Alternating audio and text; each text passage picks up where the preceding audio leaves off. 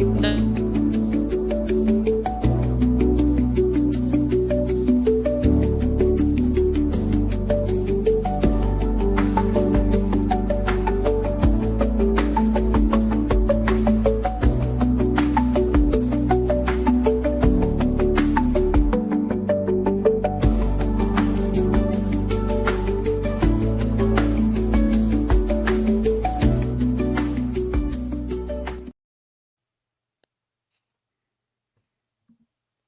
feel like that music just stopped so abruptly, but I was vibing with it. I know. I Chelsea. just wanted. Maybe I should have done the minute-long one, but You know, we were people just tell sitting there. me, people tell me they always type in. They're like, Chelsea has the best podcast.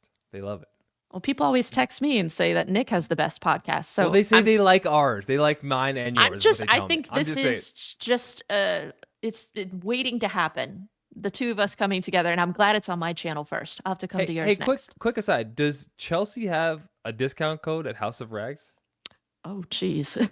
Can we Look at can you. we promote that? Come on now. Look at you dishing this. Now, this is why you do this for a living. This is why you do this for a living. You also do this for a living. Not quite as much as you. And we're going to get into that. We're going to know a little bit more about your story tonight because for those of you that don't know, this is Nick McGurk from DIY Detail. And yes, the thumbnail, the picture kind of says it all. He's the other half of DIY Detail. Just to give you some backstory. So I first started following you with Hawk Pro Detailing. And I'm big into interior detailing, like big into it. And what first drew me to you was that you were the first detailer that I ever saw using a CRB brush. And I was like, he legit knows what he's talking about. Oh, and for yeah, those of you that the don't Brush know Pro? what that is, it is a counter-rotating brush, CRB. And it basically is like used for residential carpets, you know, when you're doing like bonnet cleaning, dry cleaning type stuff. But it's really great. But they're big. You know, it's not practical to use in a car, but I actually saw you using one in a trunk of a car and I was like, holy crap, someone needs to make someone needs to make a smaller version of that. You know, like when we have like a Hoover and you have like a step attachment, someone needs to make a smaller attachment for rigid for that because it would be dynamic. But anyways, One day the janitorial industry will take this side of it seriously and make probably.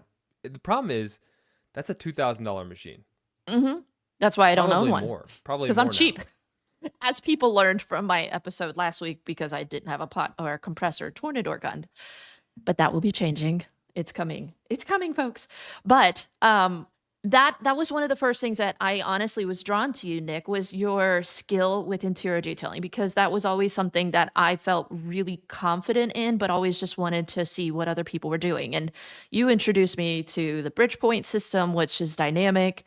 And then I saw your editing style, your cinematography. It was just so spot on. I could see there was just such a professional element to you. I had no idea your background, though.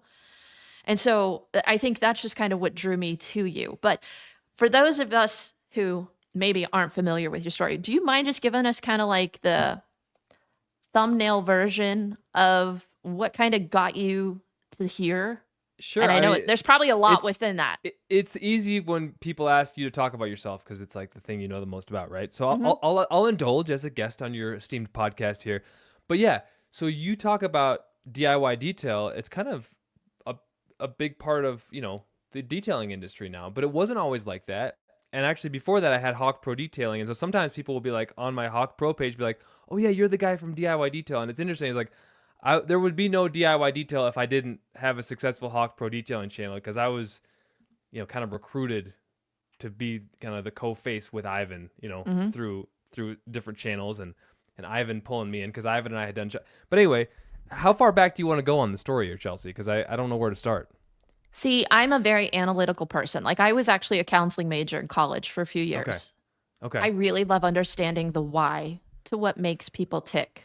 I want to grab something for you. I want to give you a little context. This is my walk-in closet of my room. So if you just saw the screen change, I have a couple of these. These are Emmy Awards. So I really do this. I was a TV news anchor. I should show you mine, but it's nowhere near that. It's actually a fake plastic trophy that my neighbor gave me, like best YouTube channel, but it's not. You do have the best YouTube channel. No, by the way, I don't. You got to 30,000 I have subscribers, a fake didn't trophy. you? Recently? That's a real one. I did. Are you at 30? That's amazing. I just reached 30. I never. It was. Dude, you gave it up though. You would have been there. You would have been there. I'm stuck at 29,000 something. I gave it up for the right reasons, right? Like you focus on, you make the big thing, you make the main thing, right? Like it can get easy to get distracted in detailing. So I was a TV news reporter. I started in like Clarksburg, West Virginia, and I was in South Bend, Indiana. What's that? I love West Virginia area. You know what? Can I show you what I found? I did some spring cleaning. When I was a reporter in West Virginia, Robert F. Kennedy Jr. signed this. He's now the Health and Human Services Secretary. Oh, so he's my man. I was covering a class action lawsuit. I just found this and I was like, I want to put it on my desk. This is so cool. It's from 2006. So make America healthy again, right? I'm also a fan of it. I don't like to go into politics, but I'm like, I think we can agree on some basic things about getting some crap out of our foods. And all that. I'm ready for my kids to have healthier food for once. Yeah, it's like I don't want the ADHD red is 40, out of control. Yeah, I don't want red 40 in my anyway. But we don't have to go there. So I was recovering him in a court case. I think he was working for DuPont. It was like a class action lawsuit that he was working against them, and they had, I guess, like polluted the soil and people were getting sick. But he was like falling asleep in the courtroom, and I was this cub reporter with my camera. You know, this is again back in 2006, and he came up to me after court that day, and he was like, "Hey, I saw you were recording me in the courtroom. I know I was falling asleep. It's been long days." And I don't know, was he partying? Was he? I don't know what he was doing, right? But I was like, "Ooh, this is juicy." He's like, "If you agree to send me those tapes, I'll do an interview with you." And I was like, an exclusive interview with like a Kennedy? I didn't even know who he was. I don't know why his voice was raspy, but the reason his address is on here is because I had to agree to send the evidence. He's at Pace Law School. Hopefully he doesn't live there anymore. White Plains, New York. Screenshotting that I and don't like, care. I'm going to egg him. No, it was Pace Law School. That was his. So he must have been a professor there or something. But he wanted me to send all the tapes of him falling asleep in the courtroom, which wouldn't have been a good look for him. He ran for president one day. He obviously had aspirations. In exchange, I led the news in Clarksburg, West Virginia in 2006 one evening with an exclusive with Robert F. Kennedy Jr. about this class action lawsuit he was an attorney for. So I did the thing. I did journalism for a while. And then I was in Denver, and then I was in Seattle. Then came to Utah, where I kind of finally got to go from reporter to anchor. And did the weekend anchoring there for about 4 years. I started detailing on the side and then started to make YouTube videos about it. I don't know how much you want to get, but like then I had this, channel, Hawk Pro Detailing, started to grow. And I guess the long and short of it is like I loved cleaning cars, and I also loved the performance and the video storytelling aspect of it. And I was doing that on the side while I was still going to my main TV news job, driving an hour into work and back. So I wasn't getting a lot of sleep. I was doing like mobile details in the morning, and then I was working a swing shift from like 2 to 11 p.m. and then driving an hour back home. It was a lot, So I understand what it's like to work really hard. I think any detailer does. And I think that's what brings us all together as detailers. Like, we all know how to work, It reminds me of like when I was in cross-country running as a high school kid. That was not the cool sport to be in. But what I liked about cross-country runners is you could all just kind of hang out at a meet or whatever, and like you could just appreciate or respect for the other person. Like, this person knows how to work hard, Like, things get hard and they keep going because there's no other option. Even in 3 miles doesn't seem like that much now, and I don't even run now. But at the time, that was a lot. So, yeah, I like that we all know how to work. I think it brings us all together. Now, did you go to college for? What did you go to college for? I did. Yeah, I went to Northwestern near Chicago, and I minored in German, and I got a major in broadcast journalism. So that was German, auf jeden Fall. Nix machen Sie Deutsch. Auch in Deutschland gewohnt, als ich 19 war. You should come to my area. You could spy on all of the Amish for me and find out what they're actually saying about us. Do they speak German still? Oh yeah. It's Pennsylvania Dutch. So. Oh, do they make the great furniture, right? Aren't they make a lot of great things? But aren't they growing that skunk weed now? Or like that whatever? I don't know, that sticky. I mean, there's some article mysterious pink lights on their greenhouses at nights, and I know they're saying they're warmer lights, but my husband and I have theories. Yeah. I'm sure there's like Amish mafia growing marijuana like back in the woods somewhere. No, I read an article that the Amish, because they're like smart business folks, they don't smoke the stuff, but they actually are growing it now as part of like their own economic. They're surprisingly very good businessmen. Like they are savvy. If there is a business for them to get into, they will get into it. So I wouldn't doubt that there's some of that going on in this area. I mean, you've got Rumspringa. Their kids are going to be smoking it. Rumspringa? Yeah. That's like the 1 year that their children get to just sow their wild oats, and they get to choose whether Oh. they want to come back to the fold or go out into the world. And literally, they'll have like a trailer in the middle of the pasture that their kids can just live in. They can have cell phones for that year, drive cars, they can do whatever they want. It's their year. Huh. And I mean, you'll see them sitting on the curb at the gas station, like drinking beer and stuff. And Saturday nights, they go to the back of the barn to do who knows what. You know? But then most of them will come back to the faith after that year is done. It's kind of funny. How old are they when they get to go off and sow their wild oats? Like 16, 17. I think it's good though. I mean, because if they don't do it then, they'll try to explore at some point, right? Yeah. Yeah. I Maybe. mean, it's interesting. There's a lot about the Amish faith denomination. I don't really know what to call it. I mean, they're very religious people. They're deists, so they believe in God, but not in like Jesus, from what I understand. But yeah, they're interesting. They're evolving over the years, but like you'll see them have loopholes to get around certain things. Like they can't drive vehicles with rubber tires, but they'll do metal What? tires and completely destroy the roads because they're driving their tractors all over the place. So they have a tendency to like completely destroy our roads, but they don't pay taxes to fix them. So there's a love-hate sometimes in this area when it comes to Amish Okay, because I'm looking at this article. Inside the booming business of Amish cannabis farmers in Pennsylvania, where a green revolution is underway, growers hope to sell 3 million worth of crops to mega firms in California and the Midwest this year. So yeah, they're all in on that.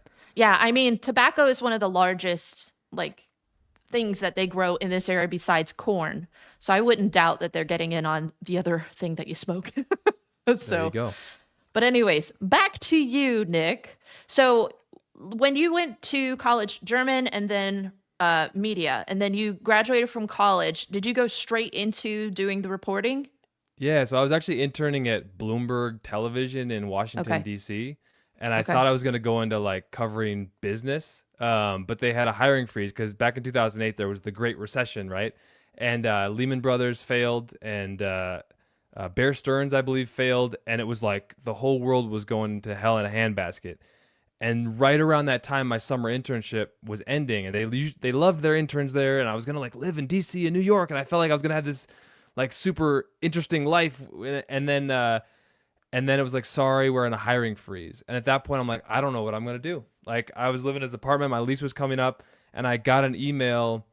This is maybe a God thing. I don't know. Like, things happen for a reason. I got this email from a news director in South Bend, Indiana, who I'd met at a career fair in April of that year. So this was a few months later. And he's like, hey, I'm looking for a reporter. I looked at your resume tape that you gave me at the job fair in April, and this was in the summer.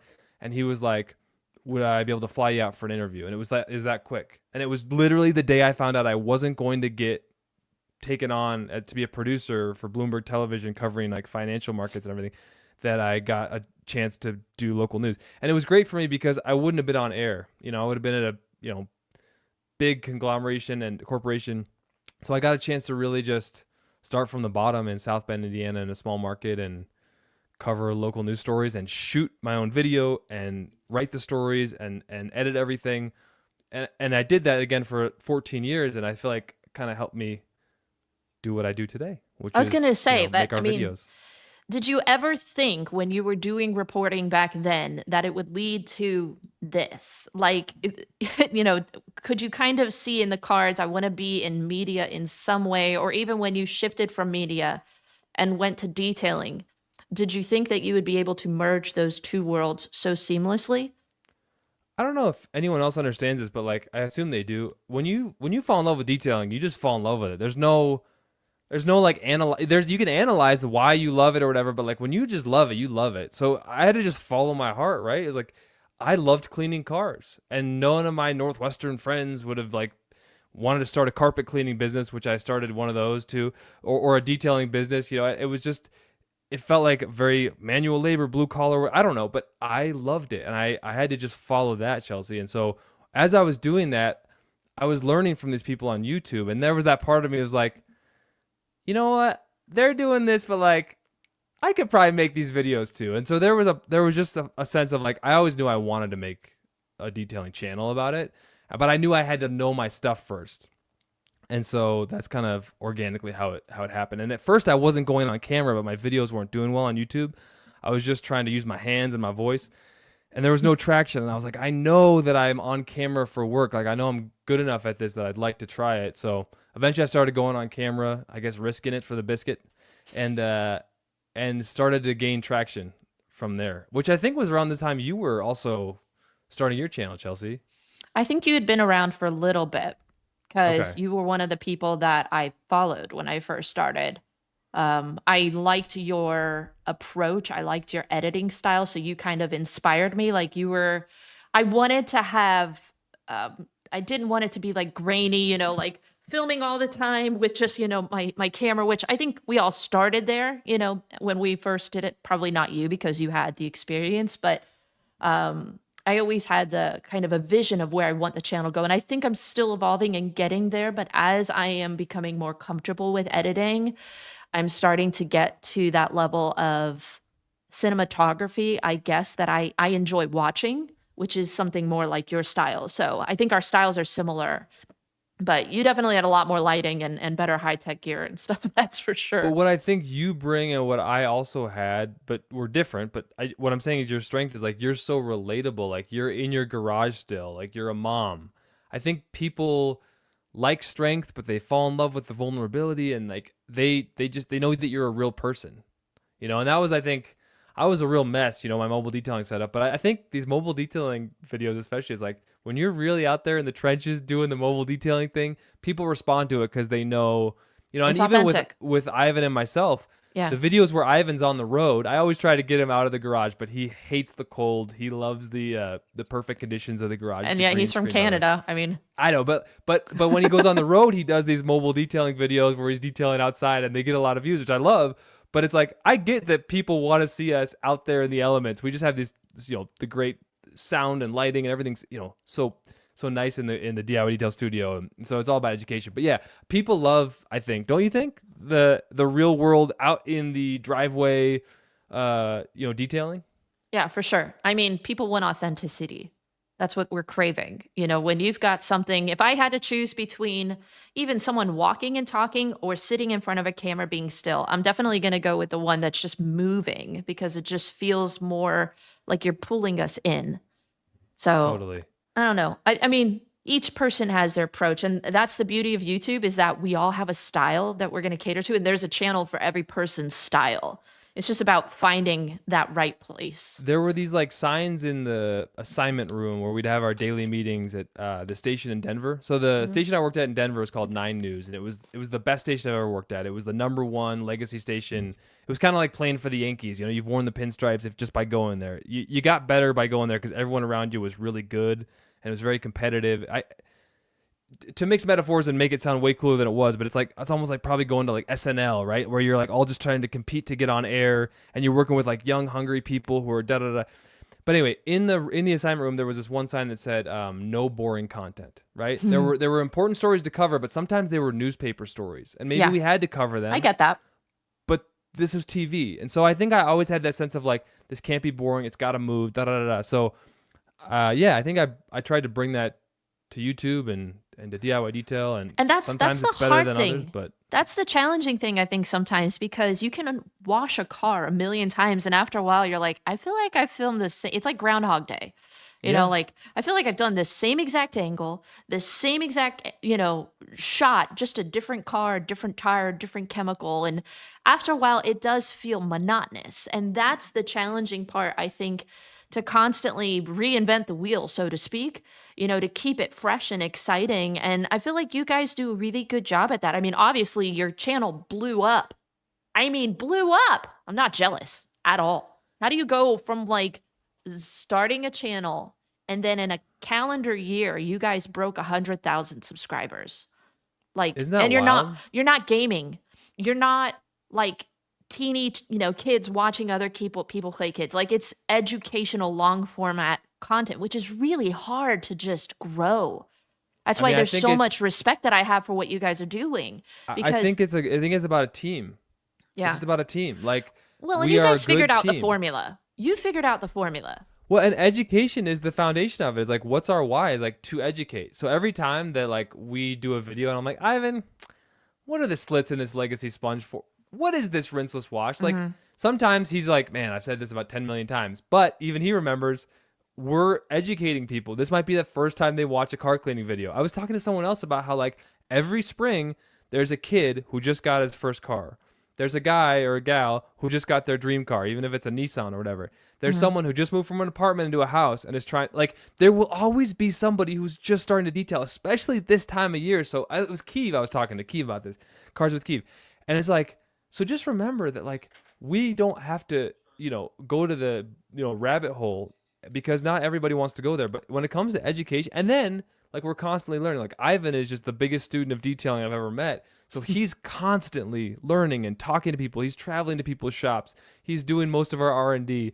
He's got so much curiosity about him, like voracious learner. And so, yeah, it's just constantly learning and then remembering like how to educate. And I think I was really good from all of my experience of how do I take all the information in the world and chop it down to like 5% of all the information that I was given and make it interesting, right? I was literally trained to do that. I spent every day doing that, trying to find the interesting soundbite to lead the newscast with and all these things. So it's like, I have a trained ear for the soundbite and Ivan is who he is. And so it's like, we just kind of came together and I think we both added a lot to that. Like I said, it's a team. It's like, Ivan's great. Ivan's a star, but we're better together, right? And so it's like very humbling and like cool to feel that happen. It's like, it's not a me thing. It's not an Ivan thing. It's like together we're better. And it's to be part of a successful team. There's ups and downs, but I'm sure, man, it's been a wild ride. It's been awesome. It's almost like a marriage, when you're in a business relationship with someone. And I mean, it can go really good and then it can go really bad. Like, how do you guys manage those tense moments? Like, you don't show them on air ever, but like, how do you guys work them out? Especially when and I know he's watching. Yeah, but like, fine. I know that you also have, I feel like it's Ivan and you, but I feel like it's also Sylvie, because they are such a tight team. They work so well together. So like, if you disagree with the two of them on maybe a product or a video or editing or things like that, like, how do you guys work that out? I think it's just a pick your battles thing.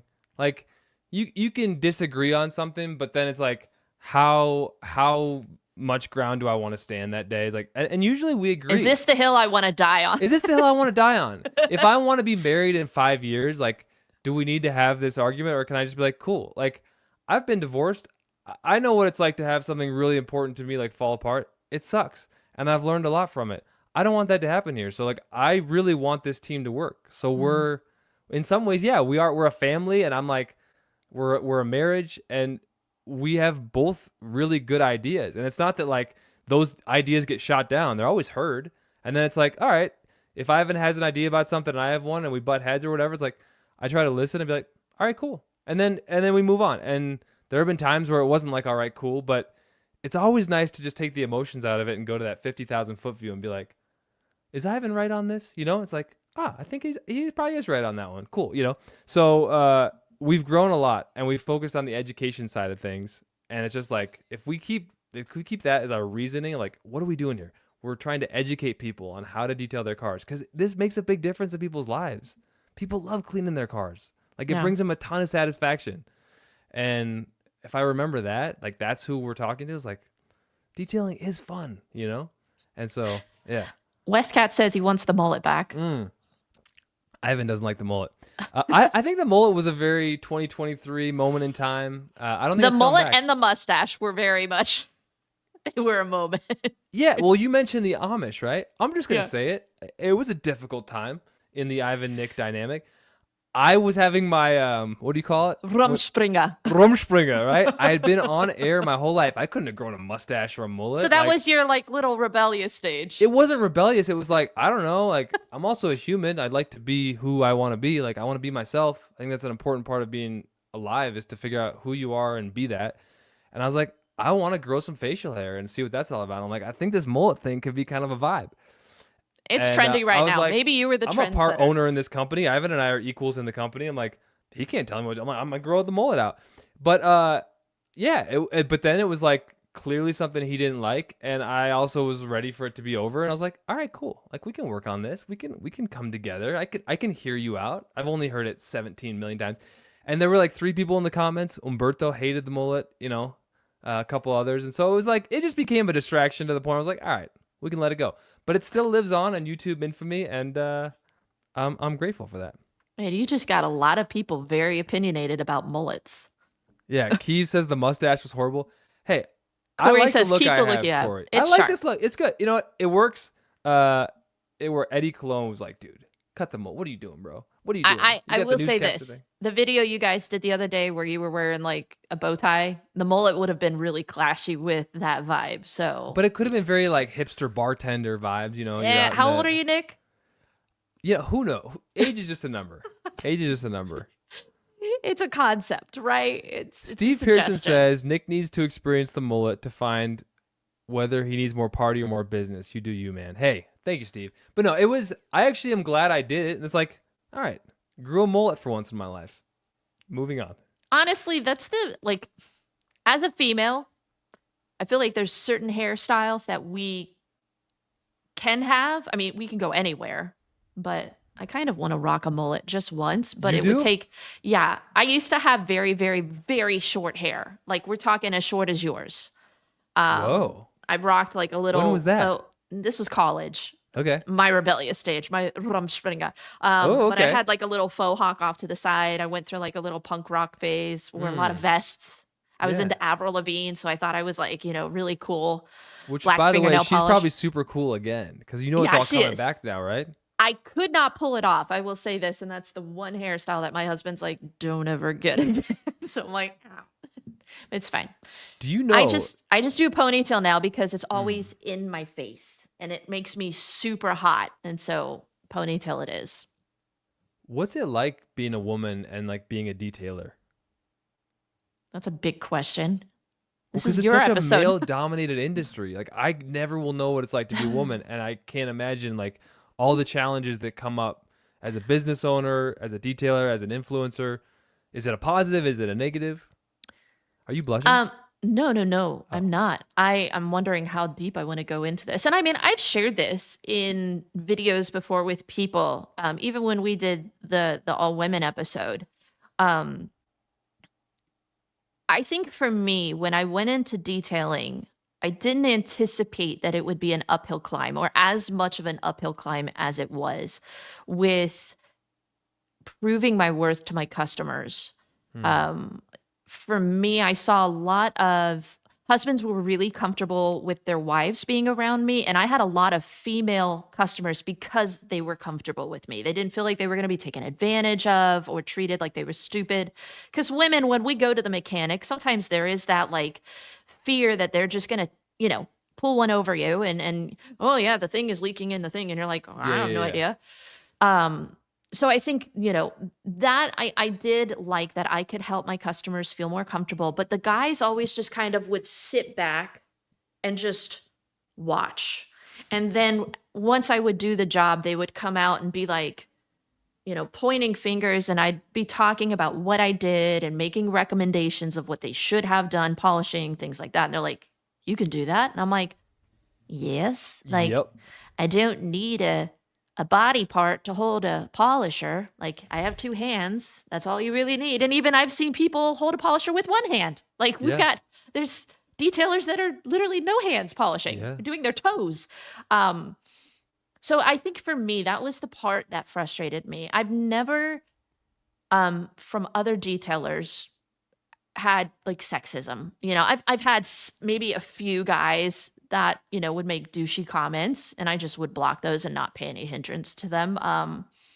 But for the most part, I think the hardest part for me was just proving my worth to my customers. And that's honestly why I started my YouTube channel, was to educate my customers. Because they were asking a lot of questions. I'm a visual learner. And I just wanted to kind of show them what I could do and that I knew what I was talking about. And it wasn't really for other detailers. I always knew that the people watching were either novices or beginners or people that just like had questions about what does detailing look like. I never went into it thinking that my audience was the professional detailer. And I still to this day approach it like this is the first time maybe you're watching my video. Like I don't come in and be like, we're back, chapter 31, continuing this. Like I'm like, if this is the first video you're watching from me, this is what we're going over. I'm trying to teach at that level. Well, So yeah, I and don't know. sorry, I didn't mean to interrupt you. No, you're fine. I feel like I do that as a podcaster, but as a human, I'm trying to do that less. Oh, Interrupting. ADHD, I'm always interrupting people, but I totally get it. So there's times where Ivan will be doing something in a video and be like, someone will comment like, "Is Nick really not know?" Like, and it's a combination. Like I have that beginner's mind, but I also want to hear Ivan answer it. Like part of it is like I'm kind of messing with him, but part of it I really want. Like, how is Ivan gonna say for the 17 millionth time what a rinseless wash is? So I'm like, Ivan, what is a rinseless wash? And sometimes I'm like, I really do want to know in that moment, like. Why should we use a rinseless wash here? Not that I don't know how to use a rinseless wash. Not that I haven't washed 150,000 cars too, but I like to kind of hear it from someone else. So it's interesting also, like, I was telling my kids this morning, I was trying to explain how many years the Olympics are, and my daughter was not quite getting it, that every 2 years they have the winter ones, and every, other 2 years they have the summer. And so I wrote it down, and I wrote the year, and I was like, also, what's cool about writing it down and showing someone is, like, when you teach someone, you actually learn it better. And I was telling them that what I mean to say is, like, when you teach it over YouTube, Chelsea, like, you get better at detailing because you have to really crystallize what your thoughts are. And I'm sure that makes you better at talking to your customers too. So Oh, it what I does. found out is that I started Hawk Pro detailing, I got better on air. When I started doing daily reps where I was actually talking about stuff I cared about, cleaning cars, I was getting so much on camera experience. I ended up getting promoted to weekend anchor like within that year. And I was looking back on it, I'm like, I think it was the daily reps of YouTube videos of making content that got me better on camera. And so it's just an encouragement to everybody. Get yourself on camera, make those how-to videos, educate your customers. Even if you have 7 subscribers on YouTube, you're going to grow from this. You're going to get better because you're having to force your mind to put into words what you think you already know. Well, you're going to get to know it better by teaching it. Well, and not just that, to add to that, like you become more efficient because you can critique yourself. Ivan was saying when I think when we did an interview together that he would always just kind of sit in the corner of his shops and he would kind of do an assessment of his employees, and they knew that when he was sitting in the corner, like changes were coming, that he was looking to make things more efficient. And he actually did that when he visited my shop. He sat in the chair and I was just like, I'm kind of curious to know if Ivan were to audit me, like what his thoughts are on my efficiency. But I've been able to do that as I watch. And, when you're editing a long format content, it might be 2 hours of footage for me. I'd love to be pan the organizer, one take, get it down, boom. No, we're talking, I have sometimes 15 takes because my brain just doesn't want to work some days, or I'll say a word, or maybe my neighbor starts mowing, or my kids walk in, or something happens, and I'm like, so then we got to do it over. But when I'm having to go through all of that footage to put it all together into like a beautiful puzzle, I get to watch myself detail and see, I could have done that better. I could have been faster here, or that really worked. That chemical didn't work. Maybe like, and honestly, sometimes when you film, you'll see things differently that you can't see with the naked eye. So what have you found by doing video of yourself detailing that's made you a better detailer? Honestly, like get down and look up, because there's always that weird, my dad was a Marine and that was something that he taught me. But I've had to learn, like when you're detailing and you're filming it, you've got to have like this critical eye, because you know that the people watching are going to have that critical eye. They're going to be like, oh, you missed a spot. And so for me, that has almost heightened my attention to detail, pun intended, to have more critical eye to make sure I don't miss anything, to get down and look up, because sometimes that's the dirt or the spot that you miss. And honestly, sometimes when you look at, let's say, upholstery through a phone, through the camera, you're going to see things differently than you would through the naked eye. Totally. Even with paint correction and stuff, you're going to see things differently. And so sometimes I don't even film it, but I just still want to see what they're going to see, because there are times that I'll be like, oh yeah, that seat looks great. And I film it and I'm like, there's a stain. I didn't get that stain 100%. Here's my question. Do your interior detailing videos do well? Really well. Really They're well. probably my more popular ones. Okay, tell me more. I think people don't do a lot of interior details. We always see paint correction and ceramic coatings, and they're redundant. But I mean, people love the before and afters. They love seeing dirt being vacuumed up, they love stains being extracted. I think those types of videos cater to everybody. You don't have to be an enthusiast for detailing. Maybe you're just a mom who wants to watch a relaxing transformation video. So you're going to watch it. You don't really care about the education. You could put me on mute or 2 times lapse. They just want to Yeah. see the before and after. Whereas when I'm doing a paint correction and a ceramic coating, they're like, blah, blah, blah. You cleaned a tire, move on, you know? So for me, my interior detailing videos tend to do better than the polishing and ceramic coating ones. I think because of just the satisfaction aspect. Unless it's like a really bad exterior.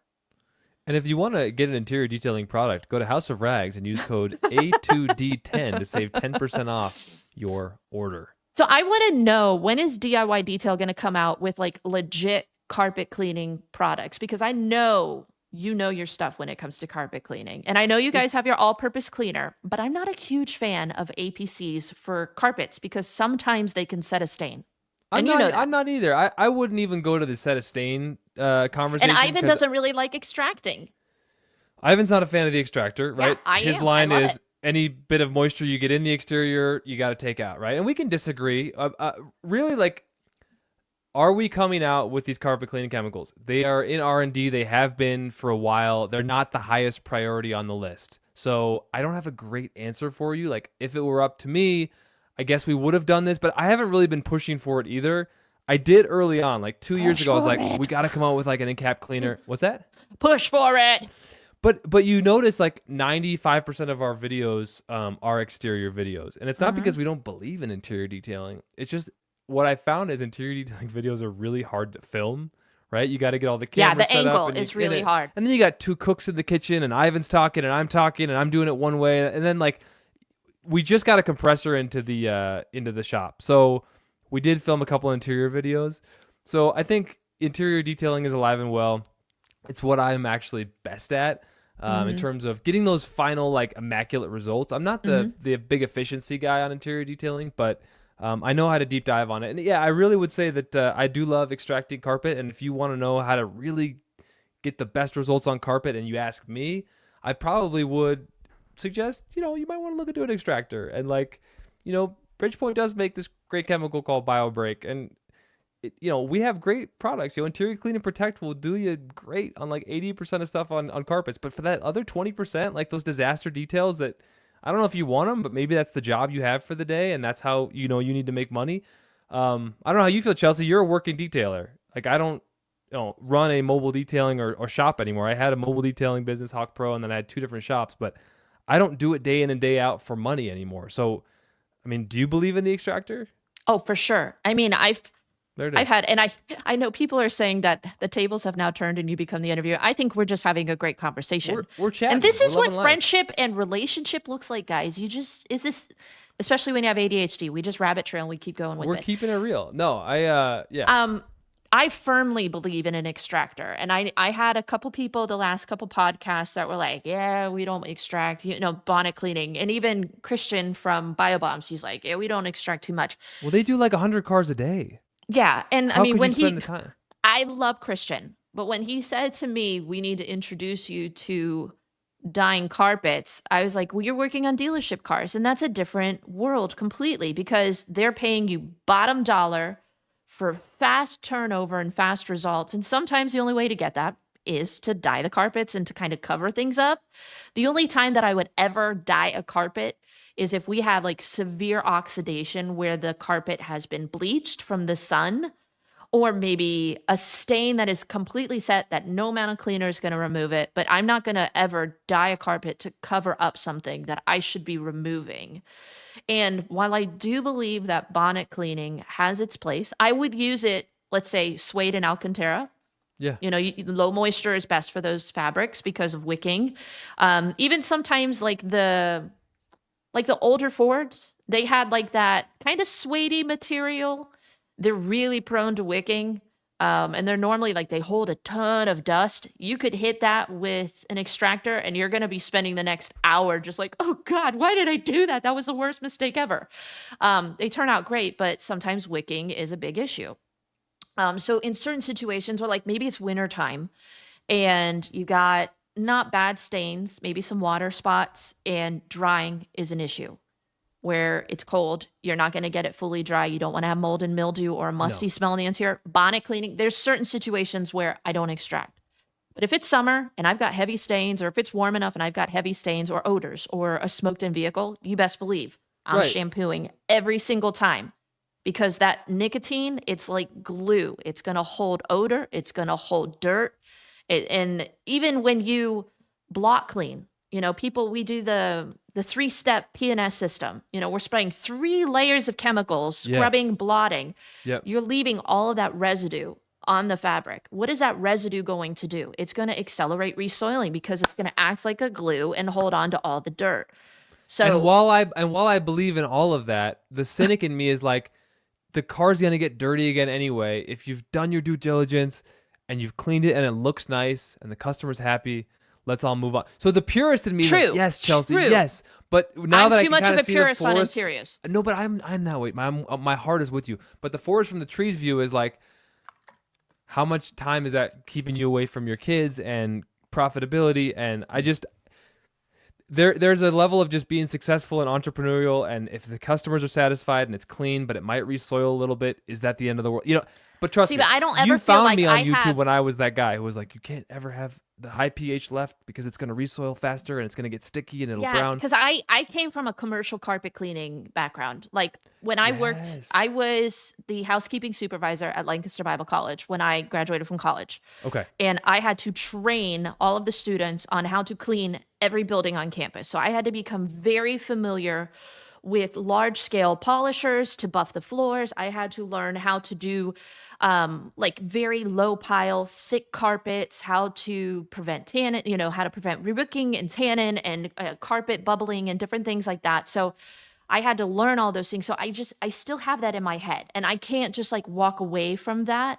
And for me, like when I'm working on a car, it's so much smaller compared to like these giant 100,000 square foot buildings that for me, pulling out an extractor, I could extract an entire car in 45 minutes. And I get so much better results. I can put my blower on it in under an hour. It's clean. And I'm like, I just feel like for me, even if it's a little bit more work, I'm giving myself or my customers a better end result that's going to last longer. Because if I clean the surface stains, and let's say they go to the pool, they get in the vehicle all covered in water, and they sit on that seat, and that dirt wasn't removed. I just maybe removed the top stuff. What's going to happen? All those soils are going to reactivate, rise to the surface, and they're going to go, didn't I just clean that carpet? Didn't I just have that extracted? So for me, that's where I'm at. I'm with you. You can tell I'm passionate about it. No, my heart is with you. I'm like, I agree. I actually totally agree with you there. You guys can tell that I'm a big old nerd when it comes to interiors. That's the one area that I feel like I'm the most confident in.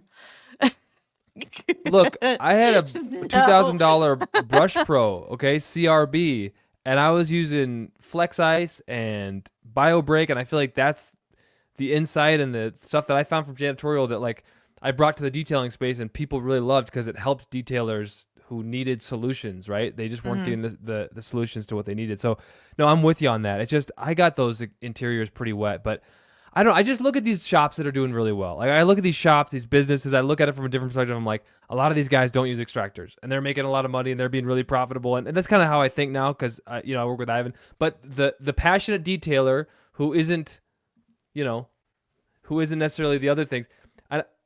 I still want to extract. I still want to extract all those carpets and seats. So I'm with you. So I have a couple people that have asked questions about interiors. We're going to focus on this. So do you try and clear down to and beyond the carpet padding? No, obviously not. I'm not pulling carpets. I'm not going that deep. I'm not pulling seats. But if you go to a certain level with extraction, you're not going to have as big of an issue with resoiling, and then you can chase after. Now, sometimes if you can't get the odor, from that carpet. And if it's down into the padding, that's where ozone, that's where your chlorine dioxide treatments, they're going to clean further through the gas vapors versus having to pull all that out. But there are some circumstances. Let's say you have a flooded vehicle or rain gets in from a broken seal where you do have to pull the carpet, you do have to pull the padding, let it dry out. Have you done that before? Never. I never did it. I mean, I know that's what you have to do. I don't have a good back. I'm not doing that. Oh. Do you use bio bombs? I do. Yeah, they're really good. And they work? I never used them when I was a pro. So my issue is that I am doing the treatment and releasing it to the customer, and they're not bringing it back for me to like do quality control to be like, did it work? So I've never had a customer come back and say it didn't work. So for that, we're going to say that it works. But I also, sometimes summertime things hit different when you've got a stink in the car and it's hot. So, but yeah, I've shifted over from ozone to biobombs because it's affordable. It's pretty effective. The distilled water trick definitely helps to get rid of that smell, but what's the distilled water trick? You combine it with distilled water? No. So, Eddie and Jamie and Christian actually introduced me to this, but you spray the distilled water after you do the biobomb treatment, and the water molecule actually captures the gas, and it helps like get rid of that chlorine smell afterwards faster.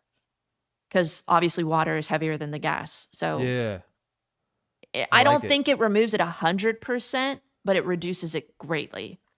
So I mean, what I found with extractors, we're seeing a lot of questions in the comments. Ivan K saying they have a place in detailing and not for most normal jobs, and I agree. Is like I need 4 air movers to really like get this thing dried out in a reasonable amount of time.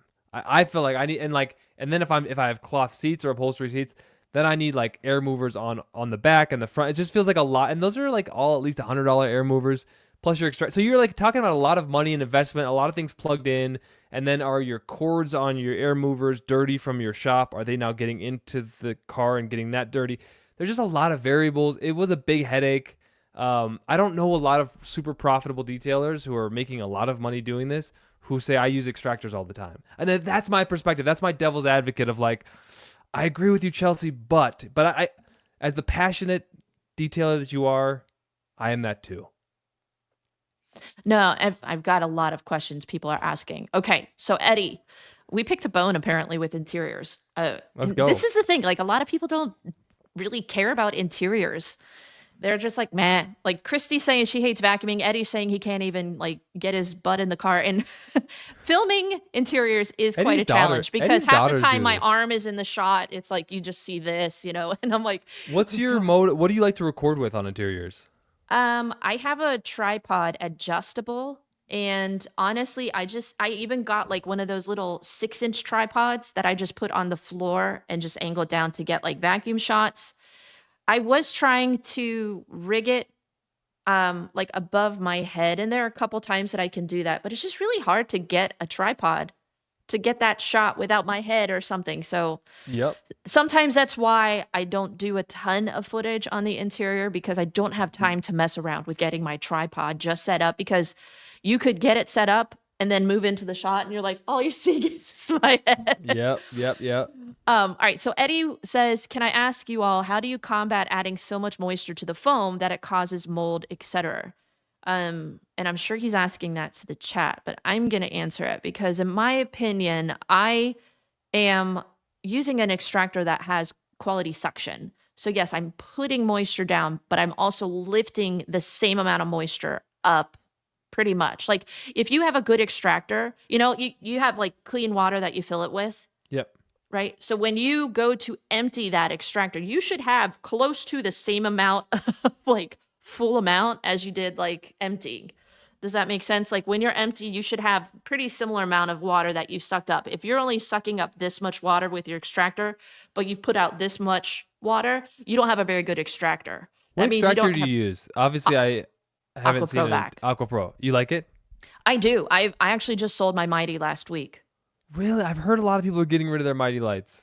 I don't like the way that it sprays water. Okay. It doesn't clean consistently. It literally would leave lines, and I had to like get rid of those lines. The sprayer head was really bulky and it would give me like arthritis. My fingers would like lock up using it.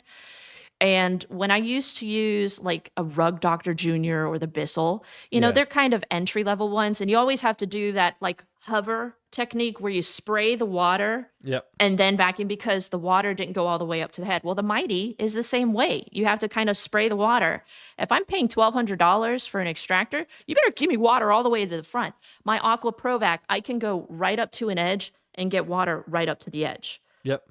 So for me, it's lighter on my hand, not as fatiguing, still has equal lift. With the Mighty, it does have heated water, but if you use too much water too quickly, like you have to do 1 spray with water and 2 suction to keep up for the water heater. If I just were to go water, water, water, it would be cold water within a minute. And I'm like, I just spent $1,200 for heated extractor and I've cold water. Well, interestingly enough, when I went to like Carbon Clean Technician School, they would always say for every wet pass, do 2 dry passes. So Yeah. they would suggest that. And then did you ever try with the Mighty, like spraying it into the basin with the heater so it circulated and eventually it would get hot? Because the basin is open. So you could actually spray it into the open basin until it got hot. So by doing that, you actually get it hotter faster. I think, if I recall, I owned it at one point. Anyway, you said kicked it to the curb. It's over. Yeah, I figured I'm getting just as good results with the Aqua Provac. It's way less, money for, even if I'm recommending this to people, I can recommend something that's $550 that gives them great results versus something that's $1,200 that is larger. Not everyone needs it. So for me, it's all about, I don't know. I take the whole influencer thing very seriously. I don't recommend products just to like get the commission. Yes, a $1,200 commission is a lot more than maybe a $550 commission, but I don't know. For me, if it works and it's affordable, but it wasn't about that with the Aqua Provac. Is Rip Clean based in Utah? Because we're getting a lot of comments about that. I kind of want to get them on Nick at Night and go down and I think they're based in Utah. We're seeing a lot of, because they make the sorry, I interrupt you. They're making I wasn't even reading the comments, so thankfully you're keeping up. Well, I'm kind of like Will saying, I hear a lot of people recommending the Rip Clean kit on a shop vac, so it converts your shop vac into a It works, but for me it was cold water.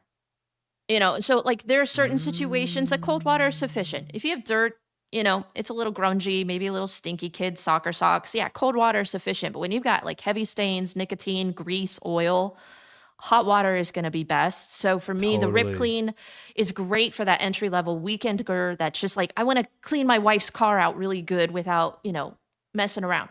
Perfect for that. You're a professional detailer. Personally, I think hot water extraction needs to be available as an option. With the Aqua Provac, I can put piping hot water in it and it works perfectly fine. That's awesome. Yeah, because when you have hot water, have you found anything that cuts through the oil and grease on a nasty like cloth seat better than BioBreak? I guess you're using the PNS system, but have you tried BioBreak? I have. I use it. I'll be honest with you. I think Bonnet Pro is superior. Bridgepoint is great. Bridgepoint is great because the powder, it's economical. Yeah. But I think the Bonnet Pro, their Surround Omega Citrus and their Rocket Revive It work better and they work faster. It's liquid, but at 5-to-1 or 4-to-1, they're my go-to for like really, really bad ones. But when I need a ton of solution, BioBreak works really well. Cool. I love that. We're all learning. Yeah. I've actually been trying to work with John from Bonnet Pro. They are near me. They're like maybe a half an hour away. And I've been trying to work with him to like just get an affiliate program to get more people aware of their products because they're commercial grade products, but he's actually considering like a detailing kit or marketing more to detailers because he's seeing that people like me and other people are seeing good results with their stuff. So I love that. I love that we're geeking out on carpet shells. Did we miss all these comments? Is that bothering you? We did. I'm trying to get caught up and I see a lot of people are talking about it, but I want to kind of shift gears a little bit with you, Nick, because you hinted a little bit about being divorced. And I know you have, 2 kids? 2 kids. Yeah, I have an 8-year-old daughter and a 9-year-old son. How has that been for you with all of the career changes that you've had over the last few years? And, even with the family changes, like how has that been for you with your kids, with your just your family life in general? I mean, and maybe this could help like a detailer out there who's working as a detailer and then has another job, or maybe detailing they're all in on, right? Is like I kind of built that business on the backs of like my family and my absence, really, right? Because when you think about it, getting up at 5 a.m, packing up the Subaru or the Tundra with all my detailing stuff because it was cold, right? In Utah, it's cold, so I have to like leave all the chemicals like in the hallway, right? Mm-hmm. All these detailing chemicals in the hallway. Like, what is this? Nick didn't even have a detailing business 6 months ago. Now he's got like the whole garage full, right? So I've done it all, right? I've been there. If you're a lover of all the chemicals and all the products and you got to try all the new stuff, I did all that, right? I spent all our money on all that stuff. And then I'm packing into the car and then I'm gone. On mobile detail maybe starts 6, 7 in the morning. I would talk the customer into starting early because I have this other job, and they understood it. And then I'm detailing, and then I'm driving to the anyway. I'm home at midnight, right? So that's happening so often that I just wasn't seeing the family a lot. And so it's like finally around the time that the divorce happened and I got custody, all of a sudden now I have days where like on my days off from the news station, I have my children. And so I was sleeping in my shop when we got the divorce, when we got separated, and then the divorce. I was like, I couldn't have my kids in the shop anymore, so I had to step back from my shop. It was a 800 square foot shop at the time, and then we were about to move into a 4,000 square foot shop, and no longer could I sleep in the shop. So I had to like step away from the detailing business. It just couldn't. I couldn't sustain it all, right? I couldn't keep Mm-hmm. all the balls in the air, and it really forced me. And I like to say, I'm a way better dad now, but it came at the expense of something, right? You just can't have it all. So, but is there anything more important than the kids? No. Like when I reflect on what it's going to be like to leave this earth and like the legacy I leave behind, it's like it's my children. So I don't know. I just, you got to make the money. You're right. It's super important, but I don't regret it at all. And I think it all happened for a reason. And I've learned to show up a lot more now as a dad than I ever did before. So there's more to life than detailing. I hope we all know that as well, right? Like I'm a person first and the detailer second. And yeah, I think being a dad's like the most important thing. Now, do you I have am. sole custody of the kids, or We have is it joint shared custody. Yeah, custody? shared Okay. custody. Yeah, yeah. So So I have like them when like you're 3 days a traveling week. for DIY and stuff like that, normally I mean, I'm assuming you get along with their mom, that you guys like how has Yeah, that been for you? Like is it not easy, not yeah. easy. But it's one of those where it's like it's also good for the kids to understand like the way things get paid for is dad has a job and he has these responsibilities, and so being gone is hard, especially for my daughter. I don't know as a woman if you could understand, but like I don't know. I feel like I'm getting closer to my daughter actually as How we old are get they older. again? 8 and 9. Okay. So she's kind of a mama's girl, but like she's kind of getting into like being more of a daddy's girl. And so she's, I don't know. I got her a nice little necklace with flowers on it when I was in Oh. Omaha, and she really appreciated that. So I'm like doing the things like that where I was like, I'm thinking of you even when I'm gone. And now she has a little like iCloud account, which, the screen's at mom's house, whatever. But she can text me. And the other day she just texted me. She's like, hey, it was like not my day, but she's like, hey, dad, I miss you so much. I love you. And I like sent a little screenshot to a friend, and they thought that was Can pretty special. So can you do yeah, me a favor? yeah. Can you lower your green screen for a second and show Oh, everyone yeah. what you shared with me? Oh yeah, It's adorable. this is my little closet here. I got like kids artwork from a couple years ago, but this was I love it. she wrote a little, I don't know, I love you. This is when I was 37, so I guess that was a year ago, and she put the 7 backwards. I don't know, like Merry Christmas and all that. But no, like these are from a few years ago. I need to update the art wall back here, but Yeah, yeah. you got my like gallery wall back here. We got Nick's gallery wall. I love it. No, it's she's the best. She's amazing. What do I they think about you having a thriving YouTube career? I don't think they really Are they understand it on yet. YouTube? They watch some YouTube Kids. My son's really into like World War II, so Max is like reading full books about World War II and history. He's like a huge history nerd. He thinks it's pretty cool. I think he thinks it's pretty cool. I actually got them out in the driveway washing a car with me for the first time since they were like 2 or 3. I brought them in the shop when I used to have the detail shops, and I had a 3-inch like Rupes 75E polisher in their hands, or the Flex PXE 80, just to polish and paint a little bit when they were really young. But they haven't really seen me actually cleaning a lot of cars just because I don't have the shop anymore. But we got out, we did a rinseless wash, put the gloves on, and that was a lot of fun. And I don't think they realize it yet. Yeah. Kind of what we've been able to build. And I hope they do one day. But So yeah, yeah, they will. they Wait will. till they're like 12, 13, 14. Yeah. I I have a mean, a 15-year-old, no, she's now 16-year-old niece that for some reason is obsessed. Every time she sees me, she's just like, how many Really? subscribers do you have now, Aunt Chelsea? And how much money did you make off of YouTube last month, Aunt Chelsea? And I'm like, still broke, Aubrey. Like, How it's old are not your what kids? my son is gosh, 13. I think he'll be 14 this year. Mackenzie just turned 10. It's crazy. Like Wow. I'm losing track. Like they get to a certain age where I just feel like they've tapped out. Like I'm not ready for them to get beyond this age. And I know that we're like maybe 2 years, 3 years away from Charlie starting to drive, and that terrifies me. That's wild. And Mackenzie, yeah, I mean, Charlie, he has very high hopes for this summer. He wants to help detail, but he also wants to help film. And he thinks that if he starts filming for me, I'm going to go viral. So I we'll think see. it's great to include them. Like watching, Eddie. Shout out to Eddie. Shout out to House of Rags. Use code A2D10 to save 10% off DIY detail products. You're really at good House at of this, Rags. Nick. I'm so bad at it. I'm But they sorry, can support Eddie. you, and they can support me, and they can support Eddie, who I'm going to mention. He has his daughters detailing with him. I think that's really special. Like, Well, he's there. It is special. It is totally special, but they're also doing the things that he doesn't want to do, like interiors. that's what they call that, a win-win. They call I that a had a, win-win. I had a car the other day that it was really, really bad. The RAV4. In fact, I just put up a short today, and I have another short coming up tomorrow showing the interior. But the interior was really bad, and I wasn't going to be able to do everything in like one day plus soccer practice on Monday.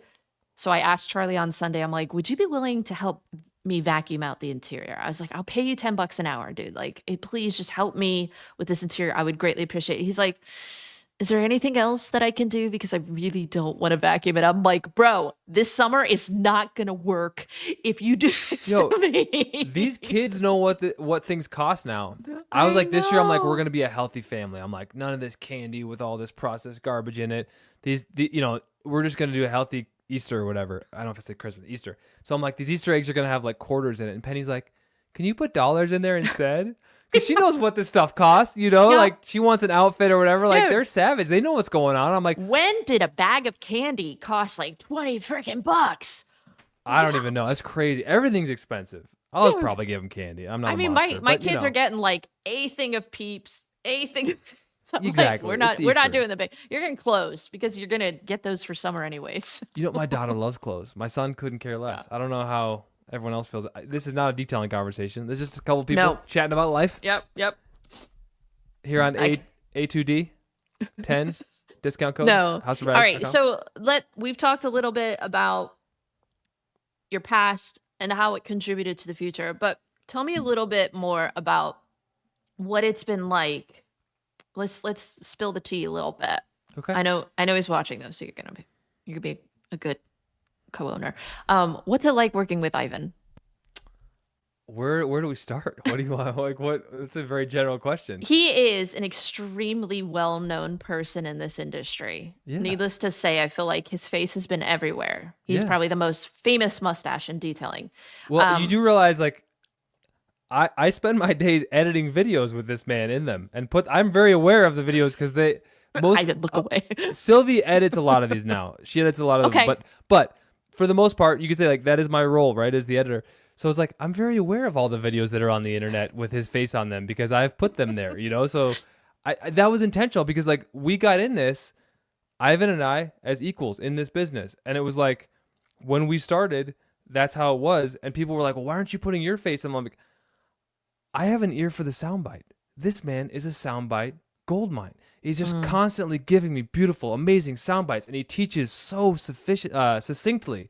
Like, do you know how frustrating it is when someone takes 3 minutes to say what they can say in 30 seconds? Ivan's pretty dang good at saying it in 30 seconds. He's gotten better. I watched his old Rag Company videos. The man has improved. He's a student of the game, both detailing and media. So it's been the gift that keeps on giving. It's like us doing these YouTube videos, though, because when you repeat the same things over and over, you learn to kind of summarize them very quickly. He's been doing this for 40 years. So yes, you're going to be able to quickly summarize what you're trying to say, after that long of an experience. So I think, he's definitely challenged the status quo, with a lot of his techniques.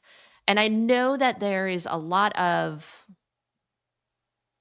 you either love him or you hate him, it seems lately. Yes, but But like, do you get that same amount of dislike that people have towards Ivan, or is it just directly towards Ivan? Because I mean, you're the other half. It's pretty much towards Ivan, to be Do honest they with you. forget that you're the other half, though? Well, because I make most of these shorts. Are you just the good-looking guy that's off to the side, like, Ivan, tell him more? No, I don't know. Maybe it's the best of both worlds. He gets a lot of the flack, but he also gets a lot of the acclaim, right? Like, he's the big star, and he's the one who everyone wants to meet at SEMA, and that's great. And like gets probably 18,000 DMs on Facebook every single day. Like, that's a lot, And Ivan's screen time, he shares it with the team, and it's like he was under 17 hours or something the other day, and he needs an intervention. Yeah, it's like. And he was very happy about that, and I'm happy for him. And listen, do you get as many questions as he does? Well, here's the thing. No, I don't. And here's the comment I'll put on here. I'm gonna start messaging you. Nick is great asking questions. Like, this was my whole career, was trained to be an asker of the questions, and then to take it all and then like deliver it in a succinct and engaging way. And so when I get someone who I can interview who's great at answering in a soundbite, like.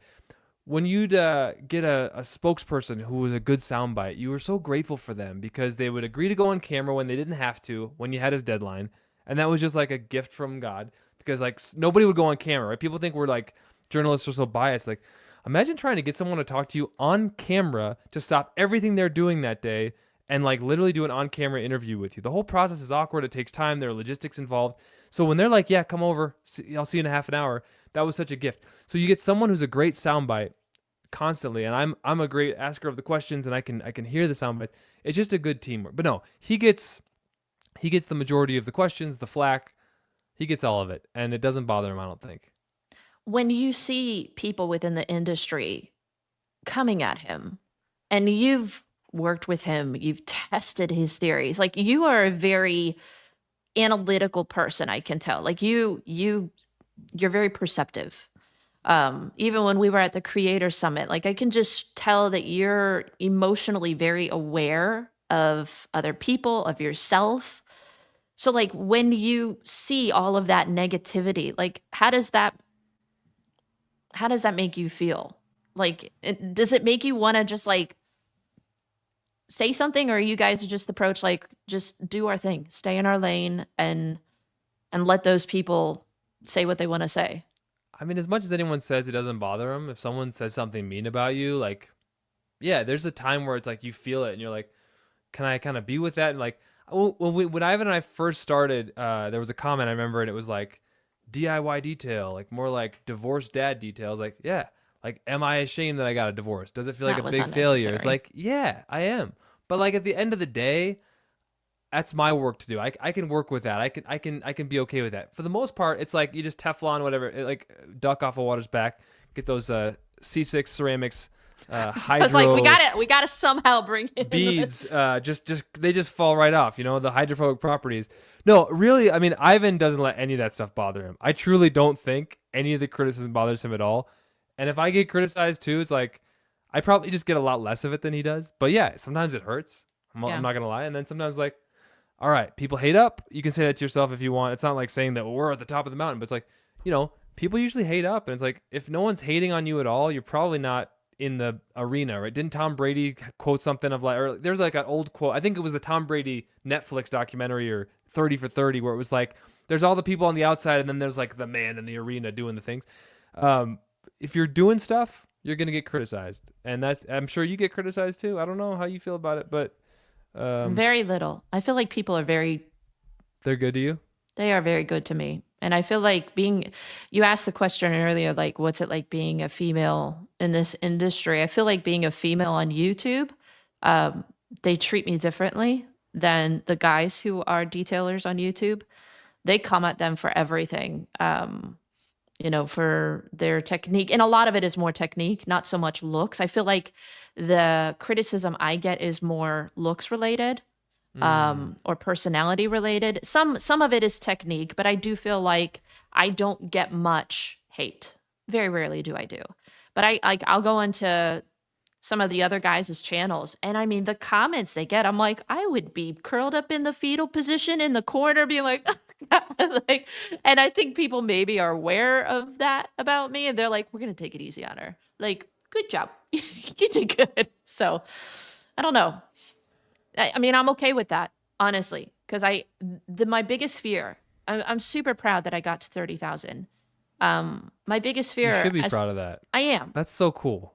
my fear is that as the channel grows, if it continues to grow the way it has, I know that that means I'm going to get more hate, and I've got to get a much thicker skin. And I am a very sensitive person.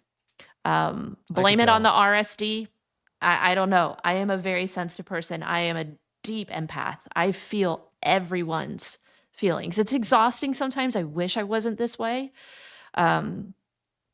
But yeah, that's the one part about YouTube that I'm like, okay, if I'm going to do this, I got to put on my big girl pants and just be like, remove or delete or just, and then literally just not, because I dwell and I regurgitate. And I literally will lay in bed and be like, oh crap, they said that about me. And well, it's like I surgeons. I was reading this book, and like the surgeon like thinks later on, like, did I put, like, oh, mechanics do the same thing. Like, did I put the screw under the hood? Did I do all the things where, like, I was talking to Fab about that, Brian from Fab, and like just about he'll like go to bed that night and be like, did I put everything back the way it was supposed to? Because it's a safety thing when they drive. And surgeons sometimes, did I tie off the thing and yeah. And I think it's just because you care so much, and that's part of. I think I do too. I care a lot about people and what they think, and that's probably why we did the extraction, because we're like, the best way to truly clean this is to extract all this crap. I don't want to leave anything in there because I'm a purist and I want you to have the best possible thing, even if I'm not.